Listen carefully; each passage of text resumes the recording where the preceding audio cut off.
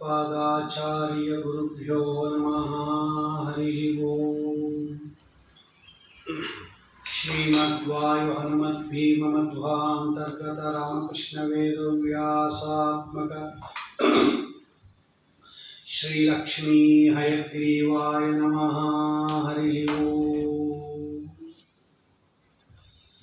ಕರೋತು ಮಮ ಕಲ್ಯಾಣಂ ಹರಿಃ ಹಯಮುಖಾಭಿದಃ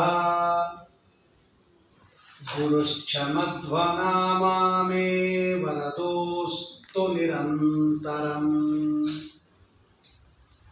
ಆಪಾದಮೌಳಿಪರ್ಯಂತಂ ಗುರುಣಾಂ ಆಕೃತಿಂ ಸ್ಮರೇತ್ ತೇನ ವಿಘ್ನಾಃ ಪ್ರಣಶ್ಯಂತಿ ಸಿದ್ಧ್ಯಂತಿ ಚ ಮನೋರಥಾಃ. ಓಂ ಸೃಷ್ಟಿಸ್ಥಿತ್ಯಪ್ಯೇಹ ನಿಯತಿದೃಶಿತಮೋ ಬಂಧಮೋಕ್ಷಶ್ಚ ಯಸ್ಮಾತ್ ಅಸ್ಯ ಶ್ರೀ ಬ್ರಹ್ಮರುದ್ರ ಪ್ರಭೃತಿ ಸುರ ನರದ್ವೀಷ ಶತ್ರುತ್ಮಕಸ್ಯ ವಿಷ್ಣೋರ್ವ್ಯಸ್ತಾಃ ಸಮಸ್ತಾಃ ಸಕಲಗುಣನಿಧಿಃ ಸರ್ವದೋಷವ್ಯಪೇತಃ ಪೂರ್ಣಾನಂದೋ ವ್ಯಯೋ ಯೋ ಗುರುರಪಿ ಪರಮಶ್ಚಿಂತಯೇತಂ ಮಹಾಂತಂ. ಓಂ ಜನ್ಮಾದ್ಯಸ್ಯ ಯತೋನ್ಮಯಾದಿತರತಶ್ಚಾರ್ಥೇಷ್ವವಿಘ್ನಸ್ವರಾಟ್ ತೇನೇ ಬ್ರಹ್ಮಹೃದಾಯ ಆದಿಕವಯೇ ಮುಹ್ಯಂತಿ ಯಂ ಸೂರಯಃ ತೇಜೋ ವಾರಿಮೃದಾಂ ಯಥಾ ವಿನಿಮಯೋ ಯತ್ರ ತ್ರಿಸರ್ಗೋ ಮೃಷಾ ಧಾಮ್ನಾ ಸ್ವೇನ ಸದಾ ನಿರಸ್ತಕುಹಕಂ ಸತ್ಯಂ ಪರಂ ಧೀಮಹಿ. ಸ್ವಸ್ಯಸ್ತು ಅಶೇಷ ಸತಾಂ ಸನ್ಮಂಗಲಾನಿ ಭವಂತು. ಸಮ್ಯಕ್ ಶ್ಲೋಕೈಕ ಶ್ರವಣ ಪಠನ ಮಾತ್ರೇಣ ವಕ್ತುಶ್ಚ ಶ್ರೋತ್ರೋಣಾಂ ನಿಖಿಲ ಕಲಿಕೃತ ಕಲ್ಮಷಾಪನೋದನ ಪಟುತರೆ ಮೋಕ್ಷಾರ್ಥ ಸಾಧನೀಭೂತೆ ಶ್ರೀಮದ್ ಭಾಗವತೆ ಮಹಾಪುರಾಣೆ ದಶಮಸ್ಕಂದೆ ಶ್ರುತಿಗೀತಾಯಾಂ ಅದ್ಯಕಥಾ ಪ್ರಾರಂಭೆ ಸತಿ ಕಿಂಚಿತ್ ಪೂರ್ವಕಥಾನುವಾದಃ. ಶ್ರೀ ಗುರುಭ್ಯೋ ನಮಃ. ಹರಿ ಓಂ. ಶ್ರೀ ಶುಕೋವಾಚ ಶ್ರುತಯಾವೂಚುಃ ಉದರಮುಪಾಸತೆ ಯರ್ಹಿ ವರ್ತ್ಮನಿ ಸೂಕ್ಷ್ಮದೃಶಃ ಪರಿಸರಪದ್ಧತಿಂ ಹೃದಯಮಾರುಣಯೋದ್ಧರನ್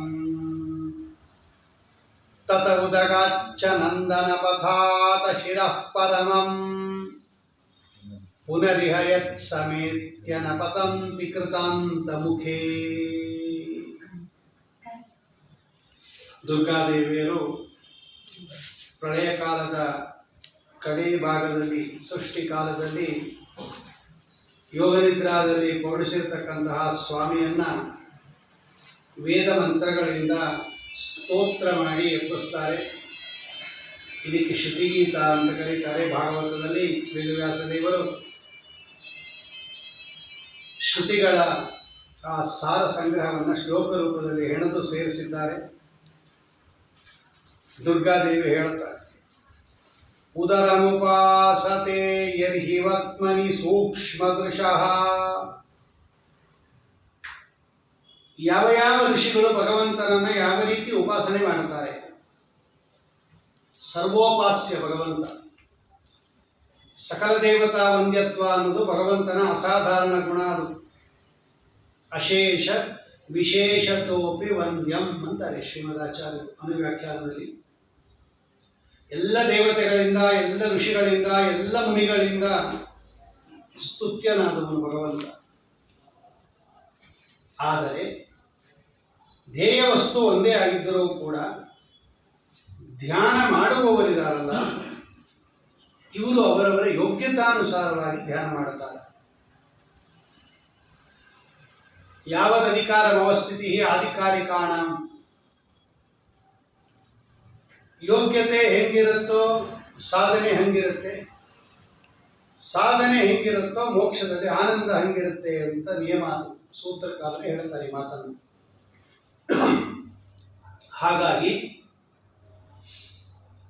ಉಪಾಸಕರಲ್ಲೂ ಕೂಡ ಕೇಚಿತ್ ಬಹಿರುಪಾಸಕಾ, ಕೇಚಿತ್ ಅಂತರ ಉಪಾಸಕಾ, ಕೇಚಿತು ಸರ್ವತ್ರೋಪಾಸಕಾ ಅಂತ ಉಪಾಸನೆ ಮಾಡೋರಲ್ಲೂ ಕೂಡ ಮೂರು ವಿಧ. ಓಂ ಜೀವಮುಖ್ಯ ಪ್ರಾಣಲಿಂಗ ನೇತಿ ಚೇನ್ನು ಉಪಾಸ ತ್ರೈವಿದ್ಯಾದಾಶ್ರಿತತ್ವಾದಿಹ ತದ್ಯೋಗಾತ್ ಓಂ ಅಂತ ಒಂದು ಸೂತ್ರ ಇದೆ. ಅಂದರೆ ಮೂರು ರೀತಿ ಉಪಾಸನೆ ಮಾಡತಕ್ಕಂಥವರಿಗೂ ವ್ಯವಸ್ಥೆ ಮಾಡಿಕೊಟ್ಟಿದ್ದಾನೆ ಭಗವಂತ.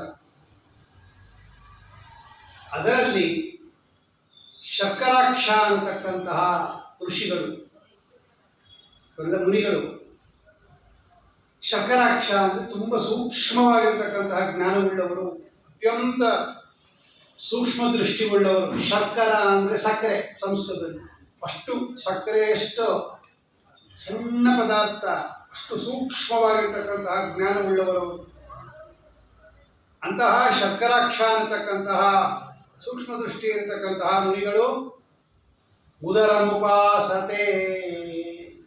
ಉದರ ಅಂತ ಭಗವಂತನಿಗೆ ಹೆಸರು. ಆ ಉದರ ನಾಮಕ ಪರಮಾತ್ಮನನ್ನು ಉಪಾಸನೆ ಮಾಡ್ತಾರೆ. ಇದೆಲ್ಲ ಛಾಂದೋಗ್ಯೋಪನಿಷತ್ತಿನಲ್ಲಿದೆ ಇದೆಲ್ಲ ಈ ವಿಷಯಗಳು. ವಸ್ತುತಸ್ತು ಇದು ಐತರೇಯೋಪನಿಷತ್ತಿನ ಮಂತ್ರ. ಇದೆ ಐತರೋಪನಿಷತ್ತಲ್ಲೂ ಇದೆ. ಇದು ಅಲ್ಲಿಂದನೇ ತೆಕ್ಕೊಂಡಿರೋದು. ಇದು ಈ ಪದ್ಯಕ್ಕೆ ಅಥವಾ ಈ ಒಂದು ಶ್ಲೋಕಕ್ಕೆ ಐತರೇಯೋಪನಿಷತ್ತು. ಉದರ ಅನ್ನತಕ್ಕಂತಹ ಭಗವಂತನ ರೂಪವನ್ನ, ಉದರ ನಾಮಕ ಪರಮಾತ್ಮನನ್ನ ಉಪಾಸನೆ ಮಾಡುತ್ತಾರೆ. ಉದರ ಉಪಾಸತೆ ಯರ್ಹಿ ವರ್ತ್ಮನಿ ಸೂಕ್ಷ್ಮದೃಶಃ. ಯಾವ ವಿಷಯದಲ್ಲಿ ಅವರಿಗೆ ಸೂಕ್ಷ್ಮ ದೃಷ್ಟಿ ಇರುತ್ತೆ ಸ್ವಾಮಿ ಅಂತ ಕೇಳಿದ್ರೆ, ಯರ್ಹಿ ವರ್ತಮನಿ, ಆ ಪರಮಾತ್ಮನನ್ನ ವಿಚಾರ ಮಾಡುವ ಮಾರ್ಗ ಇದೆಯಲ್ಲ, ಆ ಪರಮಾತ್ಮನನ್ನ ಚಿಂತನೆ ಮಾಡತಕ್ಕಂತಹ ಮಾರ್ಗದಲ್ಲಿ ಬಹಳ ಸೂಕ್ಷ್ಮ ಬುದ್ಧಿ ಉಳ್ಳವರು ಇವರೆಲ್ಲ ಶರ್ಕರಾಕ್ಷ ಅಂತಕ್ಕಂಥವರು. ಇವರು ಉದರ ನಾಮಕ ಪರಮಾತ್ಮನನ್ನ ಉಪಾಸನೆ ಮಾಡುತ್ತಾರೆ. ಆಮೇಲೆ ಆರುಣಾದಯ, ಅರುಣಿ ಅಂತಕ್ಕಂತಹ ಮೊದಲಾದವರು ದಹರಂ, ಹೃದಯ ಮಾರುಣದಯೋ ದಹರಂ. ದಹರ ಅಂದರೆ ಈ ಹೃದಯ ಗುಹೆಯಲ್ಲಿ ಖಾಲಿ ಜಾಗ ಇದೆಯಲ್ಲ, ನಮ್ಮ ಹೃದಯದಲ್ಲಿ ಖಾಲಿ ಜಾಗ ಇದೆಯಲ್ಲ, ಅದಕ್ಕೆ ದಹರ ಅಂತ ಕರೀತಾರೆ. ಓಂ ದಹರೆ ಉತ್ತರೇಭ್ಯ ಓಂ ಅಂತಾನೆ ಒಂದು ಸೂತ್ರ ಇದೆ. ಅದಕ್ಕೆ ಆಕಾಶದಲ್ಲಿ ಅಂದರೆ ಹೃದಯಾಕಾಶದಲ್ಲಿ ಇರತಕ್ಕಂಥ ಖಾಲಿ ಜಾಗಕ್ಕೆ ದಹರ ಅಂತ ಕರೀತಾರೆ. ಆ ದಹರ ಅನ್ನತಕ್ಕಂತಹ ಹೃದಯದಲ್ಲಿರ್ತಕ್ಕಂತಹ, ಹೃದಯಾಕಾಶದಲ್ಲಿರ್ತಕ್ಕಂತಹ ಪರಮಾತ್ಮನನ್ನ ಈ ಆರುಣಿ ಮೊದಲಾಗಿರ್ತಕ್ಕಂತಹ ಋಷಿಗಳು ಇವರು ಉಪಾಸನೆ ಮಾಡುತ್ತಾರೆ. ಯಾಕೆ ಭಗವಂತ ಅಲ್ಲಿದ್ದಾನೆ? ಓಂ ಸೂಕ್ಷ್ಮಂತು ತದರ್ಹತ್ವಾತ್ ಓಂ ಅಂತ ಒಂದು ಸೂತ್ರ. ಇವನು ಈ ಜೀವ ಇದನ್ನಲ್ಲ, ಇವನು ತುಂಬ ಅಣು. ಓಂ ಅಣುಶ್ಚ ಓಂ ಅಂತಾನೆ ಒಂದು ಸೂತ್ರ ಇದೆ. ಅಂತಹ ಅಣುವಾಗಿರ್ತಕ್ಕಂತಹ ಜೀವನ ಒಳಗೂ ಭಗವಂತ ಇದ್ದಾನೆ. ಅವನಿನ್ನೆಷ್ಟು ಅಣು ಆಗಿರ್ಬೇಕು ಲೆಕ್ಕ ಹಾಕೊಂಡು. ಇವನೇ ಅಣು ಜೀವ. ಜೀವನ ಪರಿಮಾಣ ಎಷ್ಟಿದೆ ಅಂತ ಹರಿಕಥಾಮೃತದಲ್ಲಿ ಹೇಳ್ತಾರಲ್ವ. ಅಷ್ಟು ಸೂಕ್ಷ್ಮವಾಗಿರ್ತಕ್ಕಂತಹ ಜೀವನ ಒಳಗೆ ಹೃದಯ, ಆ ಹೃದಯದ ಒಳಗೆ ಭಗವಂತ ಇರ್ತಾನೆ. ಇದಕ್ಕೆ ದಹರ ಅಂತ ಕರೀತಾರೆ. ಅತ್ಯಂತ ಸೂಕ್ಷ್ಮನಾಗಿರ್ತಕ್ಕಂಥವನಾದ್ದರಿಂದಲೇ ಭಗವಂತನಿಗೆ ಅವ್ಯಕ್ತ ಅಂತ ಹೆಸರು. ಓಂ ತದವ್ಯಕ್ತ ಮಾಹಿ ಓಂ ಅಂತ ಒಂದು ಸೂತ್ರ ಇದೆ. ಭಗವಂತ ಯಾಕೆ ಕಾಣಿಸ್ಕೊಳ್ಳೋದಿಲ್ಲ ಅಂತ ಪ್ರಶ್ನೆ. ಆಧುನಿಕರು ಮಾಡೋದಲ್ಲ, ಶಾಸ್ತ್ರಕಾರರೇ ಮಾಡ್ಕೋತಾರೆ ಇದನ್ನು. ನೀವು ಸರ್ವತ್ರ ವ್ಯಾಪ್ತ ಭಗವಂತ ಅಂತ ಹೇಳ್ತೀರಾ, ಎಲ್ಲ ಕಡೆ ಇದ್ದಾನೆ ಅಂತ ಹೇಳ್ತೀರಾ, ಎಲ್ಲೂ ಕಾಣೋದೇ ಇಲ್ವಲ್ಲ ಅವನು. ನಾವು ಒಂದೊಂದೇ ಕಡೆ ಇದ್ದೀವಿ, ಎಲ್ಲ ಕಡೆ ಕಾಣಿಸ್ಕೋತೀವಿ. ಅವನು ಎಲ್ಲ ಕಡೆ ಇದ್ದಾನೆ, ಎಲ್ಲೂ ಕಾಣಿಸ್ಕೊಳ್ಳೋದಿಲ್ವಲ್ಲ ಅವನು. ಹಾಗಾಗಿ ಕಾಣಿಸ್ಕೊಳ್ದೇ ಇರೋದ್ರಿಂದ ಅವನಿಲ್ಲ ಅಂತ ಆಧುನಿಕರ ವಾದ. ಅದಕ್ಕೆ ಭಗವಂತ ಭಗವದ್ಗೀತೆಯಲ್ಲಿ ಹೇಳ್ತಾನೆ, ಅರ್ಜುನ ಮಯಾ ತತಮಿದಂ ಸರ್ವಂ ಜಗದವ್ಯಕ್ತಮೂರ್ತಿನ. ರಾಜವಿದ್ಯಾ ರಾಜಗುಹ್ಯ ಯೋಗ ಅಂತ 9ನೇ ಅಧ್ಯಾಯ, ಅದರಲ್ಲಿದೆ ಆ ಶ್ಲೋಕ ನೋಡಿ. ಮಯಾ ತತಮಿದಂ ಸರ್ವಂ ಜಗದವ್ಯಕ್ತಮೂರ್ತಿನ. ಅರ್ಜುನ, ಮಯಾ ತತಂ, ಮಯಾ ವ್ಯಾಪ್ತಂ ಅಂತ, ತತ ಅಂದರೆ ವ್ಯಾಪ್ತ ಅಂತ ಅರ್ಥ. ಇಡೀ ಜಗತ್ತು ನನ್ನಿಂದ ವ್ಯಾಪ್ತವಾಗಿದೆ, ನಾನು ಇಲ್ಲೇ ಇರ್ತಕ್ಕಂತಹ ಜಾಗನೇ ಇಲ್ಲ. ಕಾಣಿಸ್ಕೋಬೇಕಲ್ಲ ಸ್ವಾಮಿ ಅಂತ ಯಾರಾದರೂ ಪ್ರಶ್ನೆ ಮಾಡಿದರೆ, ಜಗತ್ ಅವ್ಯಕ್ತ ಮೂರ್ತಿನ, ನನ್ನ ಸ್ವರೂಪನೇ ಅವ್ಯಕ್ತ ಸ್ವರೂಪ. ಅವ್ಯಕ್ತ ಸ್ವರೂಪ ಅಂದ್ರೇನು? ವ್ಯಕ್ತವಾಗದ, ಕಾಣಿಸ್ಕೊಳ್ಳದೆ ಇರ್ತಕ್ಕಂಥ ಸ್ವರೂಪ ನಂದು. ಕಾಣಿಸ್ಕೊಳ್ಳದೆ ಇರ್ತಕ್ಕಂತಹ ಸ್ವರೂಪದಿಂದ ವ್ಯಾಪ್ತನಾಗಿದ್ದೀನಿ ನಾನು. ಅದಕ್ಕೆ ನಿಮಗೆ ಕಾಣಿಸ್ಕೊಳಲ್ಲ. ಎಲ್ಲ ಕಡೆ ಇದ್ರು ನಿಮ್ಗೆ ಯಾಕೆ ಕಾಣಿಸ್ಕೊಳಲ್ಲ ಅಂದ್ರೆ, ನಾ ಕಾಣಿಸ್ಕೊಳ್ಳದೆ ಇರೋದೇ ನನ್ನ ಸ್ವರೂಪ. ಮತ್ತು ಅಪರೋಕ್ಷ ಜ್ಞಾನ ಅಂದ್ರೆ ಏನು ಸ್ವಾಮಿ? ನೀ ಕಾಣಿಸ್ಕೊಂಬೋದು ಅಂತ ಅರ್ಥ ಅಲ್ವಾ? ಅದಕ್ಕೆ ಅಪರೋಕ್ಷ ಜ್ಞಾನ ಅಂದ್ರೆ ಪ್ರತ್ಯಕ್ಷವಾಗಿ ಭಗವಂತನನ್ನ ನೋಡೋದು ಅಂತ ಅರ್ಥ. ಮತ್ತೆ ಅಪರೋಕ್ಷ ಜ್ಞಾನಿಗಳಿರೋರೆಲ್ಲ ಇದ್ದಾರೆ, ನೋಡಿದ್ದಾರೆ ಅಂತ ಹೇಳ್ತೀವಿ. ಇವರು ನೀ ಕಾಣಿಸ್ಕೊಂಬೋದಿಲ್ಲ ಅಂತ ಅವ್ರು ನೋಡಿದ್ದಾರೆ ಅಂತಾರೆ. ಏನ್ ನೋಡಿದ್ದಾರೆ ಸ್ವಾಮಿ ಅವರು ಹಾಗಾದ್ರೆ ಅಂದಾಗ ಆಚಾರ್ಯರಲ್ಲಿ ಭಾಷ್ಯದಲ್ಲಿ ಬರೀತಾರೆ. ಆ ಓಂ ತದ ಅವ್ಯಕ್ತ ಮಾಹಾಹಿ ಅನ್ನೋ ಕಡೆ ಸೂತ್ರ ಭಾಷ್ಯ ನೋಡ್ರಿ. ಭಗವಂತ ಅವ್ಯಕ್ತ ಅಂದ್ರೆ ಕಾಣಿಸ್ಕೊಳ್ಳೋದೇ ಇಲ್ಲ ಅಂತಲ್ಲ, ನಮ್ಮ ಪ್ರಯತ್ನದಿಂದ ಕಾಣಿಸ್ಕೋವಲ್ಲ, ಅವನ ಇಚ್ಛೆಯಿಂದ ಕಾಣಿಸ್ಕೋತಾನೆ ಅಂತ ಅರ್ಥ. ಅದಕ್ಕೆ ಭಗವಂತನಿಗೆ ವ್ಯಕ್ತಾವ್ಯಕ್ತ ಸ್ವರೂಪ ಅಂತಲೇ ಕರೀತಾರೆ. ಓಂ ಪ್ರಕಾಶಶ್ಚ ಕರ್ಮಣ್ಯಭ್ಯಾಸಾತ್ ಓಂ ಅಂತ ಒಂದು ಸೂತ್ರ ಇದೆ.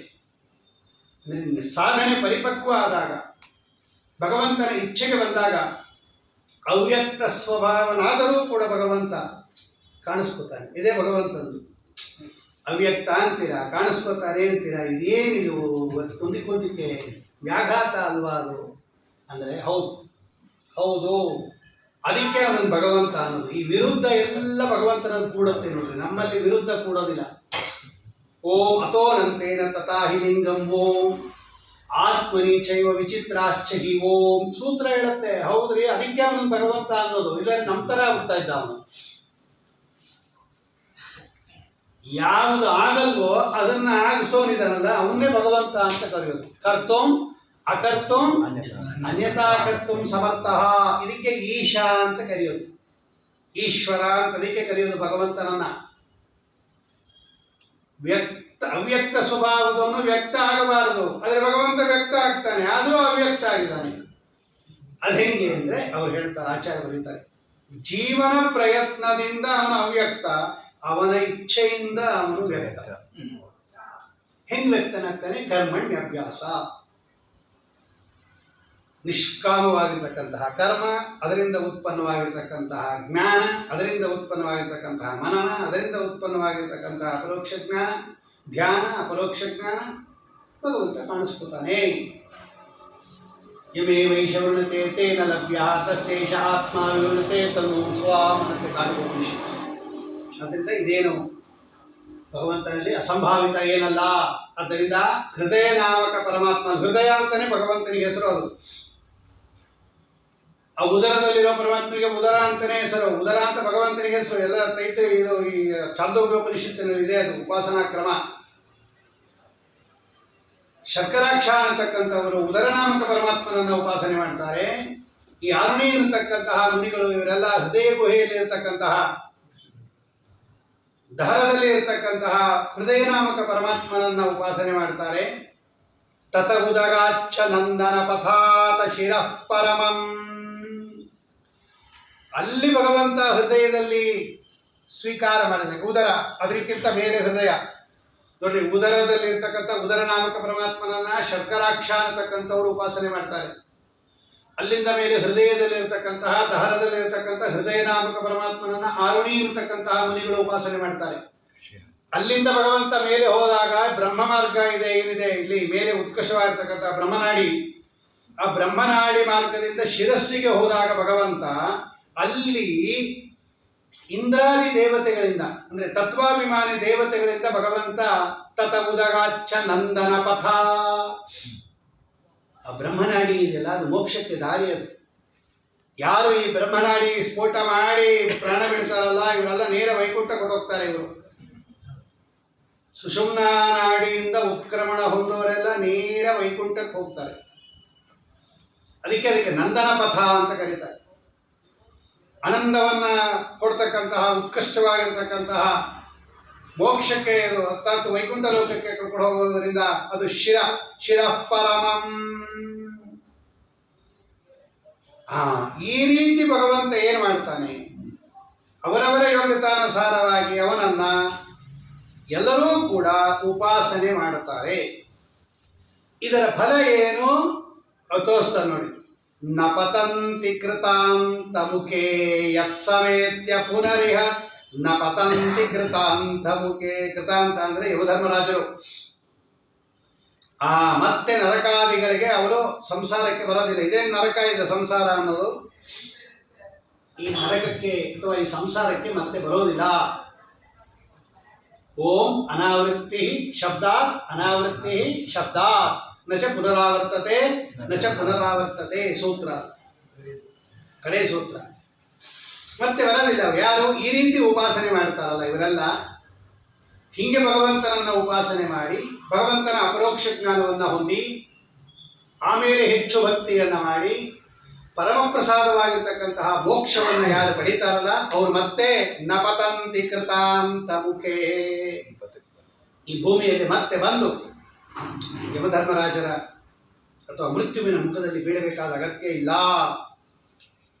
ಯಾರ್ಯಾರು ಉಪಾಸನೆ ಮಾಡ್ತಾರೆ, ಯಾರ್ಯಾರು ಅಪರೋಕ್ಷ ಜ್ಞಾನ ಆಗತ್ತೆ ಅವರೆಲ್ಲ ಭಗವಂತನ ಹತ್ರ ಹೊರಟೋಗ್ತಾರೆ. ಯೋಚನೆ ಮಾಡಬೇಡ್ರಿ. ಏವಂ ಮುಕ್ತಿಫಲ ನಿಯಮ ತದವಸ್ಥಾವದತೆ ಅಂತ ಒಂದು ಸೂತ್ರ. ಯಾರ್ಯಾರಿಗೆ ಅಪರೋಕ್ಷ ಜ್ಞಾನ ಆಗುತ್ತೋ ಇವರೆಲ್ಲ ಮೋಕ್ಷ ಆಗುತ್ತೆ. ಅಲ್ಲೇನು ನಿಯಮ ಇಲ್ಲ, ಇವ್ರಾಗುತ್ತೆ ಇವ್ರಾಗಲ್ಲ ಅಂತ ಏನಿಲ್ಲ. ಅನಿಯಮ ಏವಂ ಅನಿಯಮ ತದವಸ್ಥಾವದತೆ ಅಂತ ಆ ಕಡೆ ಸೂತ್ರ. ಅದು ಆ ಪಾದದಲ್ಲಿ ಅರ್ಥಾತ್ ಉಪಾಸನಾ ಪಾದದಲ್ಲಿ ಇದೆಯಲ್ಲ ಅಲ್ಲಿ ಮುಕ್ತಾಪದ ನಿಯಮ 3-4ರಲ್ಲಿ ಕಡೆಯದು. ಅದನ್ನ ಇಲ್ಲಿ ಉಪಾಸನೆ ಮಾಡ್ತಾ ಇದ್ದಾರೆ. ಅಂದ್ರೆ ಭಗವಂತ ಹೇ ಸ್ವಾಮಿ, ನಿನ್ನನ್ನು ಉಪಾಸನೆ ಮಾಡಿದವರಿಗೆ ಅವರವರ ಯೋಗ್ಯತಾನುಸಾರವಾಗಿ ಅವರು ಹೃದಯ ನಾಮಕ ಪರಮಾತ್ಮನನ್ನ ನಿನ್ನನ್ನು ಮಾಡ್ತಾರೋ, ಉದರ ನಾಮಕ ನಿನ್ನನ್ನು ಮಾಡ್ತಾರೋ, ಅಥವಾ ಬ್ರಹ್ಮಜ್ಞಾನಿಯಲ್ಲಿರ್ತಕ್ಕಂತಹ ಶಿರಸ್ಸಿನಲ್ಲಿ ಇರ್ತಕ್ಕಂತಹ ತತ್ವಾಭಿಮಾನಿ ದೇವತೆಗಳು ನಿನ್ನನ್ನು ಉಪಾಸನೆ ಮಾಡ್ತಾರೋ, ಇವರೆಲ್ಲರೂ ಕೂಡ ಉಪಾಸನಾ ಮಾಡಿ ಈ ಮೃತ್ಯುವಿನ ಮುಖದಿಂದ ಎಲ್ಲರೂ ಏನ್ ಮಾಡ್ತಾರೆ, ತಪ್ಪಿಸ್ಕೋತಾರೆ. ಯಾರ ಮುಖಾಂತರ ಉಪಾಸನೆ ಮಾಡಬೇಕು ಅಂದ್ರೆ ಪರಿಸರ ಪದ್ಧತಿ ಅಂತಿದೆ ಅಲ್ಲೊಂದು ವಾಕ್ಯ ನೋಡಿ. ಉದರ ಉಪಾಸತೆ ಯರ್ಹಿ ವರ್ತ್ಮನಿ ಸೂಕ್ಷ್ಮ ದೃಶಃ ಪರಿಸರ ಪದ್ಧತಿ ಉಪಾಸತೆ. ಪರಿಸರ ಅಂತ ವಾಯುದೇವರಿಗೆ ಹೆಸರು. ಪರಿಸರ ನೀನಿರೆ ಹರಿತ ನಿರುವನು, ನೀನಿರದಿರೆ ತಾನಿರನು ಅಂತಾರೆ ದಾಸರಾಯರು. ಪರಿಸರ ಅಂತ ವಾಯುದೇವರಿಗೆ ಹೆಸರು. ಯಾಕೆ? ಪರಿತಃ ಸರತೀತಿ ಪರಿಸರ, ಎಲ್ಲ ಕಡೆ ಸಂಚಾರ ಮಾಡ್ತಾನೆ ಅಂತ ಅರ್ಥ. ಪರಿತಃ ಅಂದ್ರೆ ಸುತ್ತಲೂ, ಪರಿತಃ ಸರತಿ, ಸರತಿ ಅಂದ್ರೆ ಸಂಚರತಿ, ಎಲ್ಲ ಕಡೆ ಸಂಚಾರ ಮಾಡೋದ್ರಿಂದ ವಾಯುದೇವರಿಗೆ ಪರಿಸರ ಅಂತ ಕರೀತಾರೆ. ಪದ್ಧತಿ ಅಂದ್ರೆ ಮಾರ್ಗ. ಈ ವಾಯುದೇವರ ಮಾರ್ಗವನ್ನ ಅನುಸರಿಸಿಕೊಂಡು ಉಪಾಸನೆ ಮಾಡಬೇಕು. ಪರಿಸರ ಪದ್ಧತಿ ಅಥವಾ ಪರಿಸರ ಪದ್ಧತಿ ಅಂದ್ರೆ ವಾಯುದೇವರು ತೋರಿಸಿದ ಮಾರ್ಗ ಅಂತ ಒಂದರ್ಥ, ಅಥವಾ ಭಗವಂತನಿಗೆ ಪರಿಸರ ಪದ್ಧತಿ ಅಂತ ಹೆಸರು. ಭಗವಂತನಿಗೆ ಪರಿಸರ ಪದ್ಧತಿ ಉಪಾಸತೆ. ಯಾರನ್ನು ಉಪಾಸನೆ ಮಾಡ್ತಾರೆ ಇವರೆಲ್ಲ? ಪರಿಸರ ಪದ್ಧತಿ ಉಪಾಸತೆ. ಯಾಕೆ ಭಗವಂತನಿಗೆ ಪರಿಸರ ಪದ್ಧತಿ ಅಂತ ಕರೀತಾರೆ ಅಂದ್ರೆ, ಎಲ್ಲ ವ್ಯಾಪಾರಗಳನ್ನ ಭಗವಂತ ಈ ಮುಖ್ಯ ಪ್ರಾಣ ದೇವರನ್ನ ಮುಂದಿಟ್ಕೊಂಡೇ ಮಾಡೋದು ನೋಡಿ. ಸ್ವಾಮಿಯನ್ನ ಮುಂದಿಟ್ಟುಕೊಂಡು ಮಾಡ್ತಾರೆ, ಆದ್ದರಿಂದ ಅವನಿಗೆ ಪರಿಸರ ಪದ್ಧತಿ ಅಂತ ಕರೀತಾರೆ. ಭಗವಂತನಿಗೆ ಪರಿಸರ ಅಂದ್ರೆ ವಾಯುದೇವರು, ಪದ್ಧತಿ ಅಂದ್ರೆ ಮಾರ್ಗ. ಅವನನ್ನು ಮುಂದಿಟ್ಕೋತಾನೆ ಅಂತೆ ಭಗವಂತ. ಏನು ವ್ಯಾಪಾರ ಮಾಡುವಾಗ ಅಂದ್ರೆ ಈ ದೇಹದಲ್ಲಿ ಭಗವಂತ ಪ್ರವೇಶ ಮಾಡುವಾಗ ವಾಯುದೇವರನ್ನ ಮುಂದಿಟ್ಕೊಂಡು ಪ್ರವೇಶ ಮಾಡ್ತಾನೆ. ಈ ದೇಹದಿಂದ ಪರಮಾತ್ಮ ಹೋಗುವಾಗ ವಾಯುದೇವರನ್ನ ಮುಂದಿಟ್ಟುಕೊಂಡು ಹೋಗ್ತಾನೆ. ಅದಕ್ಕೆ ಭಗವಂತ ವಾಯುದೇವರನ್ನ ಸೃಷ್ಟಿ ಮಾಡಿದ್ದು. ಯಾರಿದ್ರೆ ನಾನಿರ್ತೀನೋ, ಯಾರಿಲ್ಲದೆ ಇದ್ರೆ ನಾನಿರಲ್ವೋ ಅಂತಹ ವ್ಯಕ್ತಿಯನ್ನು ನಾನು ಸೃಷ್ಟಿ ಮಾಡ್ತೀನಿ ಅಂತ ಸಂಕಲ್ಪ ಮಾಡಿ ಭಗವಂತ ಸಪ್ರಾಣ ಅಸೃಜತ. ಪ್ರಾಣದೇವರಿದ್ದರೆ ಭಗವಂತ ಇರ್ತಾನೆ, ಪ್ರಾಣದೇವರಿದ್ದೇ ಇದ್ರೆ ಭಗವಂತ ಇರೋದಿಲ್ಲ ಅಂತ. ಅದಕ್ಕೆ ಭಗವಂತನಿಗೆ ಪರಿಸರ ಪದ್ಧತಿ ಅಂತ ಕರೀತಾರೆ. ಎರಡು, ಪರಿಸರ ಪದ್ಧತಿ ಯಸ್ಯ ಸಹ ಪರಿಸರ ಪದ್ಧತಿ ಅಂದ್ರೆ ವಾಯುದೇವರೇ ಮಾರ್ಗವಾಗಿ ಉಳ್ಳದ್ದು. ಅಂದ್ರೆ ವಾಯುದೇವರನ್ನ ಮುಂದಿಟ್ಟುಕೊಂಡು ಕೆಲಸ ಮಾಡೋನಾದ್ದರಿಂದ ಭಗವಂತನಿಗೆ ಪರಿಸರ ಪದ್ಧತಿ ಅಂತ ಕರೀತಾರೆ. ಬಹುವ್ರೀಹಿ ಸಮಾಸ ಮಾಡಿದಾಗ ಈ ಅರ್ಥ ಬರುತ್ತೆ. ಅಥವಾ ಪರಿಸರಸ್ಯ ಪದ್ಧತಿ ಅಂತ ಷಷ್ಠಿ ತತ್ಪುರುಷ ಮಾಡಿದಾಗ ಪರಿಸರ ಅಂತಕ್ಕಂತಹ ವಾಯುದೇವರಿಗೆ ಪದ್ಧತಿ, ಮಾರ್ಗವನ್ನು ತೋರುವವನು, ನಿಯಮನ ಮಾಡುವವನು ಅನ್ನೋ ಅರ್ಥ ಇದೆ. ಎರಡರ್ಥ ಇದೆ. ಅಂದರೆ ವಾಯುದೇವರನ್ನ ನಿಯಮನ ಮಾಡುವುದರಿಂದ ಭಗವಂತನಿಗೆ ಪರಿಸರ ಪದ್ಧತಿ ಅಂತ ಕರೀತಾರೆ. ವಾಯುದೇವರನ್ನ ಮುಂದೆ ಮಾಡಿಕೊಂಡು ವ್ಯಾಪಾರ ಮಾಡೋದರಿಂದ ಭಗವಂತನಿಗೆ ಏನಂತ ಕರೀತಾರೆ? ಪರಿಸರ ಪದ್ಧತಿ ಅಂತ ಕರೀತಾರೆ. ನೋಡ್ರಿ, ಇಲ್ಲೇ ಇದ್ರೆ ಭಗವಂತ ಸ್ವೀಕಾರ ಮಾಡೋದಿಲ್ಲ. ಎಲ್ಲರೂ ಕೂಡ ಭಗವಂತನನ್ನ ಉಪಾಸನೆ ಮಾಡೋರು ಎಲ್ಲಿ ಉಪಾಸನೆ ಮಾಡ್ಬೇಕಪ್ಪ ಅಂದ್ರೆ ವಾಯುದೇವರ ಅಧಿಷ್ಠಾನದಲ್ಲಿ, ಮುಖ್ಯ ಪ್ರಾಣದೇವರ ಅಧಿಷ್ಠಾನದಲ್ಲಿ ಎಲ್ಲರೂ ಮಾಡಬೇಕು. ಯಾವ ದೈತ್ಯರು ನಮ್ಮ ಪೂಜೆಯನ್ನ ತಗೊಂಡು ಹೋಗಲ್ಲ, ವಾಯುದೇವರ ಅಧಿಷ್ಠಾನದಲ್ಲಿ ಮಾಡಿಬಿಟ್ರೆ. ಅದಕ್ಕೆ ಅವ್ರು ಏನಂತ ಕರೀತಾರೆ? ಆಖಣಶ್ಮ ಸಮ ಅಂತ ವಾಯುದೇವರ ಹೆಸರು. ವಾಯೋರಿತರ ದೇವಾನಾಂ ಕಲ್ಯಾವೇಶ ಪೃಥಕ್ ಪೃಥಕ್ ಉಚಿತಾತೋ ಮುಖ್ಯ ವಾಯು ಆಖಣಶ್ಮ ಸಮಃ ಕಿಲ ಅಂತಾರೆ ವಾದರಾಜ ಸ್ವಾಮಿ ಸರಸ್ವತಿ ವಿಲಾಸದಲ್ಲಿ ಹೇಳಿದ್ದೆ ನಾನು. ಆಕಣಾಶ್ಮ ಅಂದ್ರೆ ಒಡೆಯಲಾಗದ ಬಂಡೆ, ವಜ್ರಶಿಲೆ ಅಂತ ಕರೀತಾರೆ. ಕೆಲವು ಬಂಡೆ ಇದೆಯಲ್ಲ, ಸೀಳಕ್ಕೆ ಆಗಲ್ಲ. ಅಂತಹ ಒಡೆಯಲಾಗದ ಬಂಡೆಗೆ ವಜ್ರಶಿಲಾ ಅಂತ ಕರೀತಾರೆ. ಅದಕ್ಕೆ ಸಂಸ್ಕೃತದಲ್ಲಿ ಆಕಣಾಶ್ಮ ಅಂತ ಕರೀತಾರೆ. ಅಶ್ಮ ಅಂದ್ರೆ ಕಲ್ಲು, ಖನ ಅಂದ್ರೆ ಒಡೆಯೋದು, ಆಖನ ಅಂದ್ರೆ ಒಡೆಯಕ್ಕಾಗದೇ ಇರತಕ್ಕಂತಹ ಬಂಡೆ ಇದೆ, ಹೆಬ್ಬಂಡೆ. ಅದನ್ನ ಹಂಗೆ ಉಪಯೋಗಿಸ್ಕೋಬೇಕೇ ಹೊರತು ಅದನ್ನ ಒಡೆಯಕ್ಕಾಗಲ್ಲ. ಅಂತಹ ವಜ್ರಶಿಲಾ ಅದಕ್ಕೆ ಈಕ್ವಲ್ ಇವರು. ಯಾರು? ನಮ್ಮ ವಾಯುದೇವರು. ಅದನ್ನು ಹೆಂಗೆ ಒಡೆಯಕ್ಕಾಗಲ್ವೋ ಇವರನ್ನು ಹಂಗೆ ಒಡೆದು ಅಥವಾ ಅವನ್ನ ಸೀಳೆ ಅಥವಾ ಬಲಾತ್ಕಾರವಾಗಿ ದೈತ್ಯರು ಅವರೊಳಗೆ ಪ್ರವೇಶ ಮಾಡೋಕ್ಕಾಗಲ್ಲ. ಉಪನಿಷತ್ತಿನ ಕಥೆ ಅದು. ಇವರೊಳಗೂ ಹೋಗ್ಬೇಕು ಅಂತ ಎಲ್ಲರೂ ಕೂಡ ಪ್ರಯತ್ನ ಪಟ್ಟಾಗ ದೈತ್ಯರುಗಳು, ದೇವತೆಗಳೆಲ್ಲ ಉಪಾಸನೆ ಮಾಡಿದ್ರು ಭಗವಂತನನ್ನ. ಹೆಚ್ಚು ಬಲ ಪಡಿಬೇಕು, ದೈತ್ಯರ ಜೊತೆಯಲ್ಲಿ ಯುದ್ಧ ಮಾಡಬೇಕು. ಸೋತೋಗ್ಬಿಟ್ರು ಒಂದ್ಸಲ. ಎಲ್ಲರೂ ಉಪಾಸನೆ ಮಾಡಿದ್ರು ಜಾಸ್ತಿ ಬಲ ಪಡಿಬೇಕು ಅಂತ. ಎಲ್ಲಿ ಉಪಾಸನೆ ಮಾಡಬೇಕು ಭಗವಂತನನ್ನ? ಪ್ರತಿಮಾ ಬೇಕಲ್ವಾ, ಈಗ ಅಧಿಷ್ಠಾನ ಬೇಕಲ್ವಾ ಅಂತ ಹೇಳಿ ಮೊದಲು ಶ್ರೋತ್ರಾಭಿಮಾನಿ ಚಂದ್ರನಲ್ಲಿ ಮಾಡಿದ್ರು, ಚಕ್ಷುರಾಭಿಮಾನಿ ಸೂರ್ಯನಲ್ಲಿ ಮಾಡಿದ್ರು, ವಾಗಭಿಮಾನಿ ಅಗ್ನಿಯಲ್ಲಿ ಮಾಡಿದ್ರು. ಇವರು ಗೊತ್ತಾಯ್ತು ಈ ದೈತ್ಯರಿಗೆ, ಇವರೆಲ್ಲ ಉಪಾಸನೆ ಮಾಡ್ತಾ ಇದ್ದಾರೆ, ಇವ್ರ ಉಪಾಸನೆ ಏನಾದರೂ ಮುಗೀತು ಅಂದ್ರೆ ಇವರು ನಮ್ಮನ್ನ ಸೋಲಿಸ್ಬಿಡ್ತಾರೆ ಅಂದ್ಬಿಟ್ಟು ಇವ್ರು ಪೂಜೆ ಮಾಡೋದೇ ತಪ್ಪಿಸ್ಬಿಡ್ಬೇಕು ಅಂದ್ಬಿಟ್ಟು ಅವ್ರೇನು ಮಾಡಿದ್ರು, ಆ ಯಾವ ಪ್ರತಿಮೆ ಮಾಡ್ಕೋತಾರೋ ಅದರಲ್ಲಿ ಬಂದು ಸೇರ್ಕೊಂಡ್ಬಿಟ್ರು ಇವರು, ಈ ದೈತ್ಯರು. ಅಂದ್ರೆ ಪ್ರತಿಮಾವನ್ನ ಅಶುಚಿ ಮಾಡಿಬಿಟ್ರು. ಅಶುಚಿ ಪ್ರತಿಮಾದಲ್ಲಿ ಭಗವಂತ ಸನ್ನಿಹಿತ ಆಗೋದಿಲ್ಲ. ಅಶುಚಿಯಾಗಿರ್ತಕ್ಕಂತಹ ಪ್ರತಿಮಾದಲ್ಲಿ ಭಗವಂತ ಸನ್ನಿಧಾನ ಇಡೋದಿಲ್ಲ. ಆ ಭಗವಂತ ಬರಕ್ಕಿಂತ ಮುಂಚೆ ಇವರು ಪ್ರತಿಮಾದೊಳಗೆ ಹೊಟ್ಟೋದು. ಈ ಚಂದ್ರನ್ ಮಾಡ್ಕೊಂಡ್ರು, ಅವನೊಳಗೆ ಹೊಟ್ಟೋದು. ಸೂರ್ಯನ್ ಮಾಡ್ಕೊಂಡ್ರು, ಅದ್ರೊಳಗೆ ಹೊಟ್ಟೋದ್ರು. ಅಗ್ನಿಯನ್ನ ಮಾಡ್ಕೊಂಡ್ರು, ಅದ್ರೊಳಗೆ ಹೊಟ್ಟೋದ್ರು. ಆ ಪ್ರತಿಮಾ ಅಶುಚಿ ಆಗೋಯ್ತು, ಭಗವಂತನ ಸನ್ನಿಧಾನ ಬರಲಿಲ್ಲ, ಇವ್ರಿಗೆ ಉಪಾಸನೆ ಆಗಲಿಲ್ಲ.